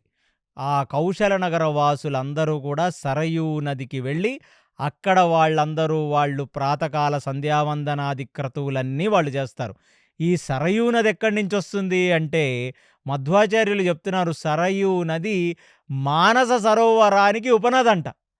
అంటే అలాంటి మానస సరోవరానికి ఉన్న ఉపనది యొక్క ఒడ్డున ఆ వైవస్వత మనువు ఈ మన్వంతరంలో కౌశల రాజ్యాన్ని స్థాపించాడు. ఆ కౌశల రాజ్యంలో ఉన్న బందోబస్తు, ఆ కౌశల రాజ్యం యొక్క వైభవం ఇది. అది చూసిన వాళ్ళందరికీ కూడా అర్థం కాని విషయం ఏమిటంటే, ఇది భూలోకంలో ఉన్న ఒక నగరమా? లేదా ఇంద్రలోకం నుంచి ఏమైనా ఈ నగరాన్ని అప్పు తెచ్చుకున్నారా అన్నట్టుగా ఉంది. ప్లస్ ఈ దశరథుడు రాజ్యాన్ని ఎలా పాలిస్తున్నాడంటే, ఎలా అయితే ఇంద్రుడు స్వర్గాన్ని పాలిస్తాడో అలా దశరథుడు ఈ రాజ్యాన్ని పాలిస్తున్నాడు. ఇప్పుడు రాజ్యం యొక్క డిఫెన్సు, రాజ్యం యొక్క ఆర్కిటెక్చరు, రాజ్యం అన్నీ చెప్పారా? ఇప్పుడు నెక్స్ట్ లెవెల్‌లో అసలు జనాలెలా ఉన్నారిక్కడ అంటే, ఎవరి యందు రాగద్వేషాలు లేవు. ఎవరి యందు క్రూరకర్మలు లేవు. అసలు ఎవరి యందు అసూయ లేదు. ఒకళ్ళకు ఒకళ్ళు ఎప్పుడూ కూడా పరోపకారార్థమిదం శరీరమని అడగకుండా ఒకళ్ళకు సహాయపడాలనే ఒక మానసిక పరిస్థితుల్లో నగర పౌరులున్నారు. అసలు నగర పౌరులను ఆ దశరథ మహారాజు ఎలా పాలిస్తున్నాడట? ఒక తండ్రి పిల్లలను పాలిస్తున్నట్టు పాలిస్తున్నాడట. అంతేగాని అక్కడ ఎటువంటి హెచ్చుతగువులు లేవు. అందులోనూ 4 వర్ణముల వాళ్ళు క్షత్రియ, వైశ్య, బ్రాహ్మణ, శూద్రులు. ఈ 4 వర్ణముల వాళ్ళు అన్నదమ్ములులాగా ఒకళ్ళకు ఒకళ్ళు కావలసినవన్నీ సమకూరుస్తూ వర్ణాశ్రమ ధర్మంలో ఒక తారతమ్యం లేకుండా ఒక దైవీ వర్ణాశ్రమాన్ని చూపించారు. అంటే దైవీ వర్ణాశ్రమము, వర్ణాశ్రమం 2 ఉంటాయి. వర్ణాశ్రమం అనేది కేవలం వర్ణధర్మాలను పాటిస్తే మాత్రమే వర్ణాశ్రమం. దైవీ వర్ణాశ్రమం అంటే మనం వర్ణాశ్రమ ధర్మాన్ని కృష్ణార్పణమస్తు అనుకొని మనం చేసినట్లయితే, అంటే కృష్ణార్పణమస్తు అంటే ఇక అందులో రాగద్వేషాలు ఉండవు, అందులో కామ్యం ఉండదు. అంటే మనం నైవేద్యం కృష్ణుడికి పెట్టినప్పుడు లాలాజలం కారుతూ దాన్ని చూసి కామిస్తూ వండం కదా. భగవంతుడి మీద ప్రీతితో మనం ఎలా అయితే నైవేద్యం వండి నివేదన చేస్తామో అలాగా అక్కడున్న వాళ్ళందరూ వారి వారి వర్ణాశ్రమ ధర్మములను భగవత్ నివేదనగా చేస్తున్నారు. అందుకనే ప్రతి పని చేసిన తర్వాత చేళ్లు కడుక్కొని కృష్ణార్పణమస్తు అని తర్పణమిస్తున్నారు. ఇలాగా రాజు ఒక పక్కన రాజు వైభోగం అలా ఉంటే, రాజు ఈక్వల్గా ఉన్నారు ప్రజలందరూ. ఇదేమి వైభవం రా నాయనా, ఇది ఏదో ఈ భూమండలంలో ఉన్నట్టుగా లేదు, సాక్షాత్తు వైకుంఠమే ఈ భూమి మీదకొచ్చిందా అన్నట్టు ఈ కౌశల నగరాన్ని దశరథుడు ఏలసాగాడు. ప్లస్ ఇవన్నీ ఇలా జరగటానికి మెయిన్ కారణాలేమిటి అంటే, దశరథుడికి వేదమునందు అనురక్తి, దశరథుడికి ఉపనిషత్తులనందు అనురక్తి, దశరథుడికి పురాణముల మీద శ్రద్ధ. అది కాల్పనికం కాదు, ఇది మన జీవిత విధానమని నమ్మాడు దశరథుడు. అలాగా ఇవాళ రాజ్యాన్ని ఎలా వెళ్తున్నాడు, ఆయన కూడా హరిచింతన చేసి సర్వం శ్రీకృష్ణార్పణమస్తు అనే భావనతో ఆయన రాజ్యాన్ని వెళ్తున్నాడు. ఆ ధర్మదండనాన్ని చేతిలో పట్టుకున్నప్పుడు సాక్షాత్తు ధర్మదేవతే ఇక్కడ నిలబడింది. సాక్షాత్తు సాక్షీభూతంగా నారాయణుడే నన్ను చూస్తున్నాడన్నట్టుగా ఏలుతున్నాడు. యదా రాజా తదా ప్రజ. అలాంటి రాజుకు అలాంటి ప్రజలు ఉన్నారు. ఇవన్నీ ఇలా అవ్వటానికి గల కారణం ఏమిటి అంటే, ఇప్పుడు లవకుశులు చెప్తున్నారు, ఆ రాజుగారి దగ్గర 8 రత్నాలున్నాయి, అతి గొప్ప రత్నాలు. ఆ 8 రత్నాలు ఎవరంటే, రాజుగారికి 8 మంది ప్రైమ్ మినిస్టర్లు కూర్చొని ఉన్నారు కుడి ఎడమ. అంటే దశరథ మహారాజు రాజదండనాన్ని పట్టుకొని కూర్చుంటే కుడివైపు ఒక నలుగురు, ఎడంవైపు ఒక నలుగురు. ఎవరయ్యా ఈ నలుగురు, ఎవరయ్యా ఈ 8 మంది, ఎవరయ్యా ఈ రత్నములంటే వాళ్ళ పేర్లు చెప్తున్నాడు ఈ కుశలవులు. మొదటి వారి పేరు దృష్టి. దృష్టి అని పేరు పెట్టుకున్నందుకు గాను ఆ ప్రధానమంత్రి కూడా ఎప్పుడూ ముందు చూపుతో, ఒక క్లారిటీతో ఏది వస్తుంది, ఇక ముందు రాబోయే కాలం ఎలా ఉండబోతుంది, నేను ఏం చెయ్యాలని ఒక సమయస్ఫూర్తి కలిగి ఒక క్లారిటీగా ఉన్న ఒక రత్నం, ఆయన 8 మందిలో ఉన్న ఒక ప్రధానమంత్రి, ఆయన పేరు దృష్టి. రెండవ వాడి పేరు జయంత. ఎప్పుడూ కూడా కౌశల రాజ్యానికి జయం చేకూరేటట్టుగా రకరకాల యుద్ధ స్ట్రాటజీలు వేసి రకరకాలుగా ఆ రాజ్యాన్ని కాపాడటం అనే ప్రధాన బాధ్యత తీసుకున్నవాడు జయంత. మూడవ వాడి పేరు విజయ. విజయ అని పేరు గల్ల ప్రధానమంత్రి యొక్క ముఖ్య ధర్మం ఏమిటంటే, ఆ రాజదర్బార్ని నిర్వర్తించటం, ప్లస్ ఆ నగర ప్రజల యొక్క administration, civil administration, municipal administration బాధ్యతలు మొత్తం విజయ తీసుకుంటాడు. తర్వాత ఉన్న ప్రధాని పేరు సిద్ధార్థ. అంటే ఈయన మినిస్ట్రీ ఆఫ్ లా, అంటే అక్కడ ఉన్న జనాలలో మోరల్ ఎథిక్స్ అండ్ వాల్యూస్ ఇలాంటివి నేర్పిస్తూ, ప్లస్ రాజ్యంలో ఎప్పుడూ కూడా ఎటువంటి మోరల్ కానీ, వాల్యూస్ కానీ, ఎథిక్స్ కానీ, అంటే మంచిదనం తగ్గకుండా చూసుకునే ఒక ప్రధాన బాధ్యతగా సిద్ధార్థుడు ఉన్నాడు. ఐదవ ప్రధానమంత్రి పేరు అర్థసాధక. అంటే కోశాగారం, ఎకనామిక్స్ ఉన్నవన్నీ కూడా చూసుకునేవాడు. ఆ రాజకోశాగారం ఎప్పుడూ నిండేటట్టుగా, ప్లస్ పన్నులు జనాల మీద భారం పడకుండా పన్నులు కలెక్ట్ చేసే విధంగా ఈ ప్రధానమంత్రి వ్యవహరిస్తాడు. అతని పేరు అర్ధసాధక. ఆరవ వాడి పేరు అశోక. పేరు చెప్పినట్టుగానే అశోక అంటే ఎప్పుడూ ఏ రాజ్యంలో ఉన్న రాజు దగ్గర నుంచి, మంత్రుల దగ్గర నుంచి, రాజు యొక్క ప్రధాన సేనాధిపతుల దగ్గర నుంచి ప్రజల వరకు ఎవరి యందు కూడా శోకము కలగకుండా, ఎవరికి బాధ కలగకుండా అన్ని రకాల కౌన్సిలింగ్ ఇస్తూ వారిని అన్ని రకాలుగా హెల్ప్ చేస్తూ ఉన్నవాడు అశోక అని పేరు గల్ల ప్రధానమంత్రి. దాని తర్వాత ఏడవ వాడు మంత్రపాల. ఈ మంత్రపాల ఏంటంటే, ఆ రాజ్యంలో ఉన్న secrets, financial secrets, strategy secrets, ఆ రాజు చేసే డిప్లొమాటిక్ సీక్రెట్స్ లాంటి అన్ని రకాల నిగూఢ రహస్యములను గోప్యంగా పెట్టి ఎంత జనాలకు అవసరమో అంత మాత్రమే జనాల దగ్గరికి తీసుకెళ్లే ఒక స్ట్రాటజిక్ రోల్లో మంత్రిపాల అనే ఉన్నాడు. ఇక చివరాఖరివాడు, అందరికన్నా ముఖ్యమైన వాడు, దశరథుడి యొక్క కుడిభుజంలాగా ప్రవర్తిస్తున్నవాడు సుమంత్ర.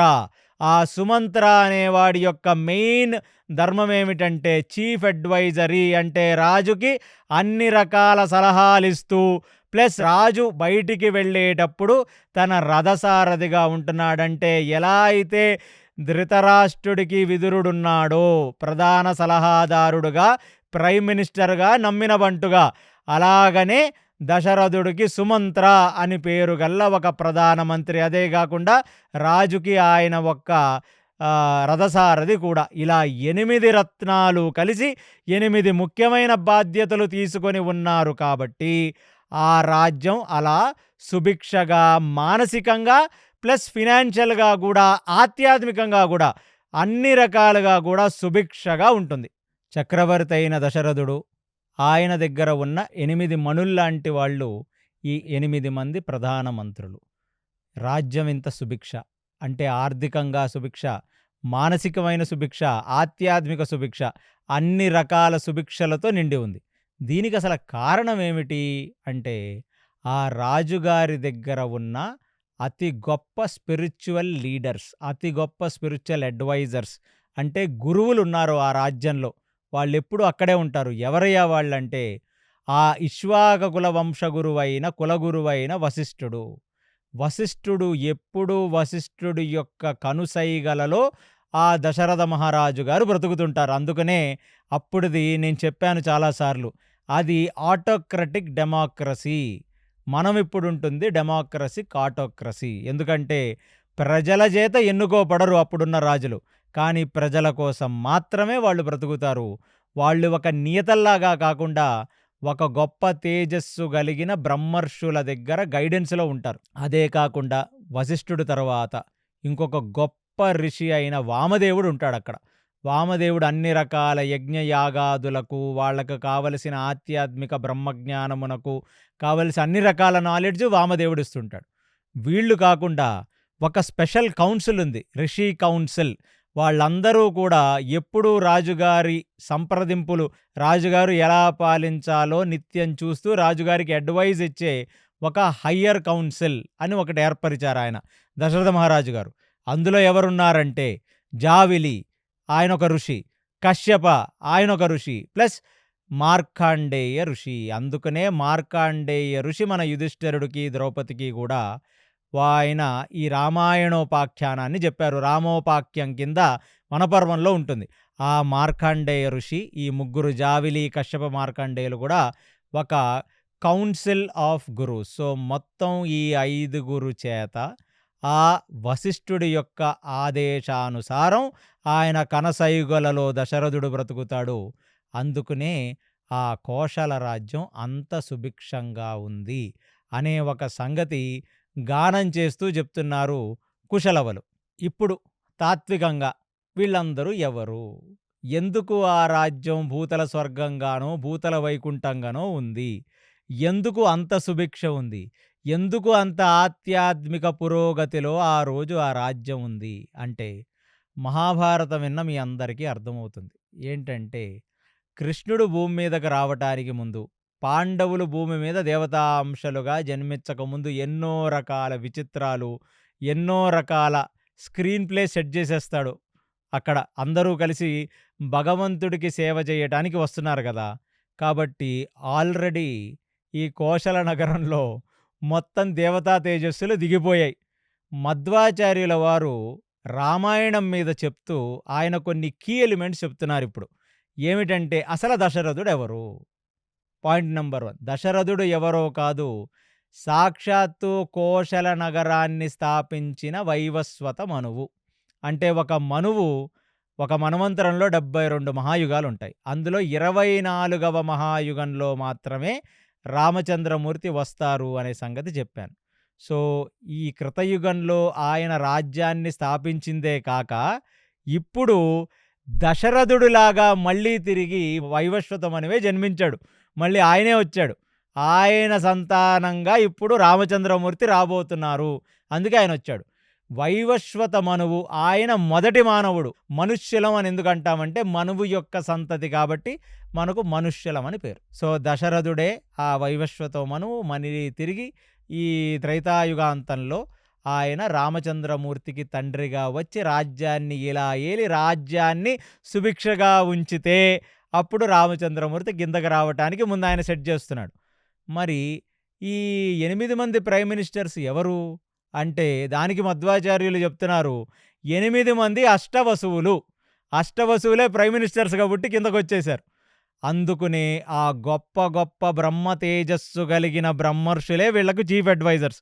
వాళ్ళే విశ్వామిత్ర, వామదేవ, జాబిలి, కశ్యప, మార్కాండేయ ఋషులు లాంటి గొప్ప తేజోవంతులైన ఋషులందరూ వీళ్లకు గైడెన్స్ ఇవ్వడానికి అక్కడున్నారు. ఇప్పుడు శ్రీమన్నారాయణుడు భూభారహరణానికై మానవ జన్మగా నరుడులాగా వస్తున్నాడు కాబట్టి వీళ్ళందరూ ఆయనకు ముందే ఇక్కడిక్కడ వారి వారి అవతారాల్ని తీసుకొని దేశాన్ని చాలా పాలిష్డ్‌గా, సుభిక్షగా వాళ్ళు ఉంచుకుంటున్నారంటే ఎలా అంటే, మనం ఎలా భగవంతుడు మన ఇంటికొస్తాడంటే, మనం బూజు దులుపుకొని, ఆ భగవంతుడి యొక్క పాదాలను వేసి, ఆయన కోసం మంచి మంచివన్నీ తయారు చేసి, మనం నివేదన పెట్టడానికి ట్రై చేస్తాం గదా! అలాగే దేవతలందరూ కూడా భగవంతుడికి సేవ చేయటం కోసం కిందకు దిగి ఆల్రెడీ వెయిట్ చేస్తున్నారు. ఇప్పుడు దశరథుడు అన్ని రకాలుగా హ్యాపీగున్నాడు. రాజ్యం బాగుంది. అష్టవసువులు అష్టమంత్రులుగా, ప్రధానమంత్రులుగా ఏలుతున్నారు. గొప్ప తేజస్సు కలిగిన బ్రహ్మర్షుల ఆధ్వర్యంలో రాజ్యం ఉంది. నాస్తికుడనేవాడు లేడు. కోశల రాజ్యంలో లవకుశులు చెప్తున్నారు, నాస్తిక శిఖామణి, నాస్తికుడనేవాడు లేడు. ఎందుకు లేడంటే, నాస్తికత్వం అనేది ఒక రకమైన మెంటల్ డిజార్డర్. ఎవరికీ తెలియంది ఏంటంటే, శాస్త్రమునందు నాస్తికుడు అనేవాడు ఎప్పుడూ కూడా వైదిక శాస్త్రంలో ఉండడు. నాస్తికుడని ఎవడన్నా వాడిని వాడు అనుకుంటున్నాడంటే వాడు కృతజ్ఞతాహీనుడు వాడు. అలాంటి కృతజ్ఞతాహీనత్వం అనేది ఎవరికొస్తుంది? అది ఒక మానసిక వికలాంగత. వాడు పిచ్చివాడు. అందుకనే పూర్వం అసలు నాస్తికులనేవాళ్ళు ఉండేవాళ్లే కాదు. అది ఏ దేవుణ్ణి నమ్మినా ఒక ఆస్తికులు మాత్రమే ఉండేవాళ్ళు. అది ప్రత్యేకించి వాల్మీకి చెప్తున్నాడు ఇందులో. ఆ రాజ్యంలో ఒక్క నాస్తికుడు కూడా లేడు. అబద్ధాలు చెప్పేవాడు లేడు. అతిభోగ ప్రవృత్తి కలిగిన వాడు లేడు. ఇంద్రియములన్నీ నిగ్రహంగా పెట్టుకొని ధర్మార్థ కామములు మాత్రమే ఆచరిస్తూ యోగ సాధన చేస్తూ అందరూ కూడా మోక్షానికై పరితపించే మంచి ఆత్మలు మాత్రమే ఈ కౌశల నగరంలో ఉన్నాయి. ఇవన్నీ ఎవరయ్యా? ఈ కౌశల నగరంలో ఉన్న అప్పుడు జనులందరూ ఎవరు అంటే, అందరూ కూడా వారు వారు అనేక జన్మలలో తపస్సులు చేసి యోగ పరిపక్వ దిశమునందు రామచంద్రమూర్తిని చూసి, రామచంద్రమూర్తి యొక్క దర్శన భాగ్యము చేత కౌశల నగరంలో శరీరం వదిలిపెడితే చతుర్భుజాకారంతో వైకుంఠానికి వెళ్ళిపోవటానికి సిద్ధంగా ఉన్న ఆఖరి జన్మలో వచ్చి ఇక జన్మరాహిత్యం పొందాలనుకుంటున్న జీవులందరూ అక్కడ ప్రజలుగా బ్రతుకుతున్నారు. అలాంటి ఒక మొత్తం స్క్రీన్ ప్లేని ఆ బ్రహ్మగారు వైవస్వత మనువు ద్వారా మొత్తం ఏర్పరిచారు. ఇప్పుడు దశరథుడు మనసులో ఒక చిన్న వెలితి. ఏమిటి? అంత బానే ఉంది స్వామి, ఎందుకు వెలితి అంటే, పుత్రుడు లేడు ఇంకా దశరథుడికి. ఈ మనువు స్థాపించిన ఇక్ష్వాకుల వంశమును ముందుకు తీసుకెళ్లేది ఎలాగా? మరి దశరథుడు అన్ని రుణాలు తీర్చేసుకున్నాడు. యజ్ఞయాగాదులు చేస్తూ దేవరుణం తీర్చుకున్నాడు. యోగి పుంగవులు ఋషులను ఆరాధిస్తూ ఆయన ఋషిరణం తీర్చుకున్నాడు. సమస్త జనులను ఒక తండ్రిలాగా పాలిస్తూ ఆయన మానవ రుణం తీర్చుకున్నాడు. తీర్చుకోనిది ఒకే రుణం. ఏమిటంటే పితృ రుణం. ఆయన తండ్రి గారు ఆయనకి జన్మనిచ్చారు. దశరథుడు తాతగారు వారి తండ్రి గారికి జన్మనిచ్చారు. మరి దశరథుడికి పిల్లలు లేకపోతే మరి పితృదేవతలకు పిండ ప్రదానాలు ఎలా చేస్తాం? ఆయన మనసులో ఉన్న ఒక కించిత్ వెలితి ఏమిటి అంటే, నాకు సంతానం లేదు అనే ఒక చిన్న బాధ. అది ఎలాగా అని అనుకుంటున్న తరుణంలో ఒకరోజు ఆ దశరథుడికే ఒక పెద్ద ఆలోచన వచ్చింది. ఇంకా నేను చేసిన ఏదో ఒక పాపం మిగిలిందేమో, అందుకే నాకు పుత్ర సంతానం కలగట్లేదు. కాబట్టి అలాంటిది నేను తెలియకుండా ఏదైనా దోషం చేసి ఉంటే నా జీవితంలో, నేను తెలియకుండా ఏదైనా పాపం చేసి ఉంటే ఆ పాపమును కడుక్కోవటం కోసం ఇప్పుడు నేను అశ్వమేధ యాగం చేద్దామని అనుకుంటున్నాను. ఏమంటావు సుమిత్ర అని చెప్పి ఆయన యొక్క ప్రధాన కార్యదర్శి, ప్రధానమంత్రిని సుమిత్రను అడిగాడు.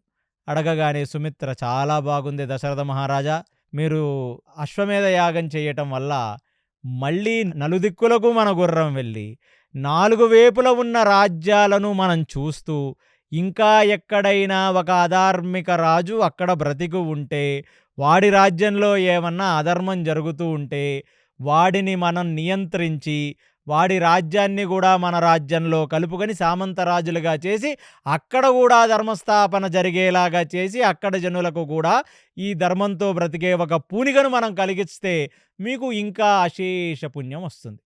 కాబట్టి చాలా మంచి ఆలోచన కలిగింది మీకు. మీరు మీ పితృరుణం తీర్చుకోవటానికి మీరనుకుంటుందేంటంటే, నాకింకా పుణ్యబలం కావాలి. ఆ పుణ్యబలానికి నేను అశ్వమేధ యాగం చేయదలిచాను అని మీరనుకుంటున్నారు గదా! చాలా బాగుంది.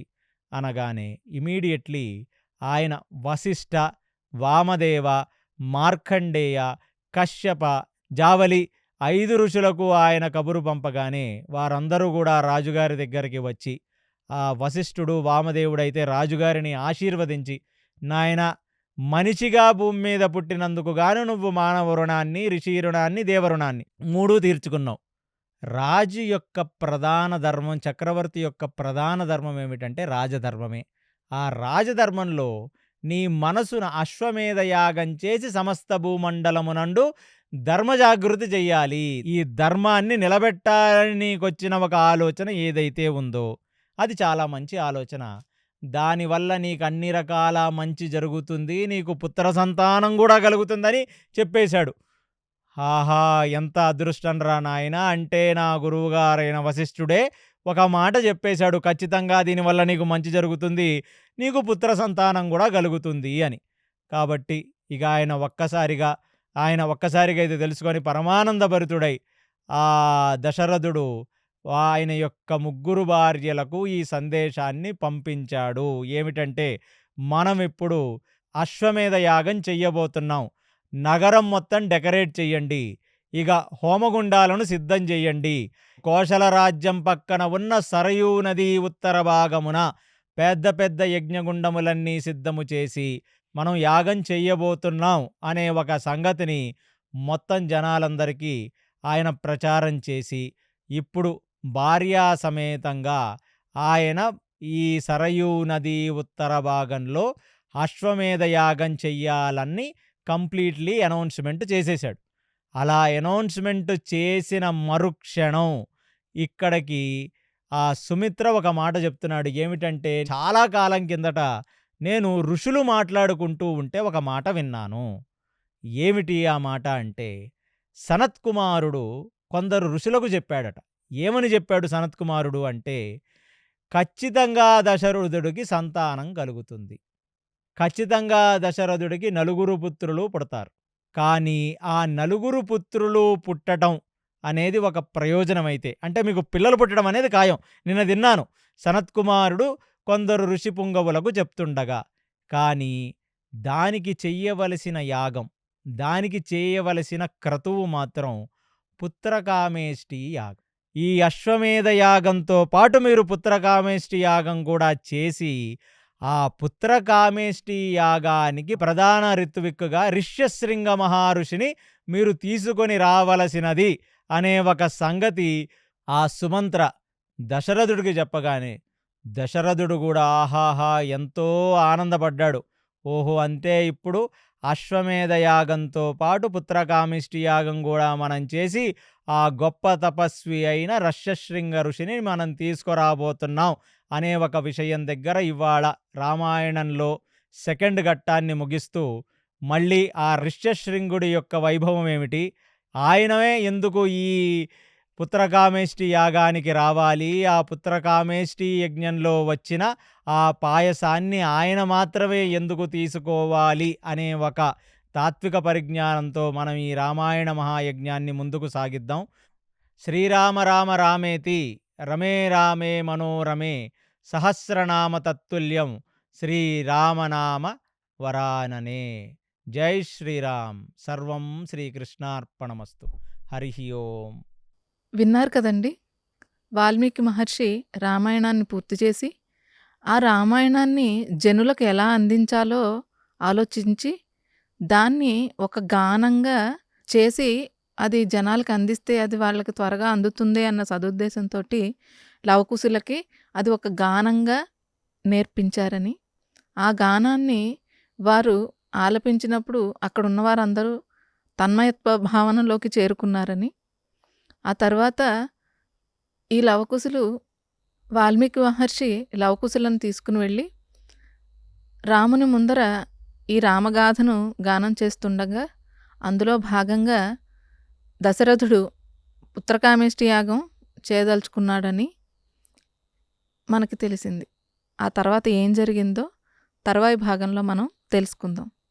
అంతవరకు చూస్తూనే ఉండండి కేసీ టాక్స్ తెలుగు. హరే కృష్ణ.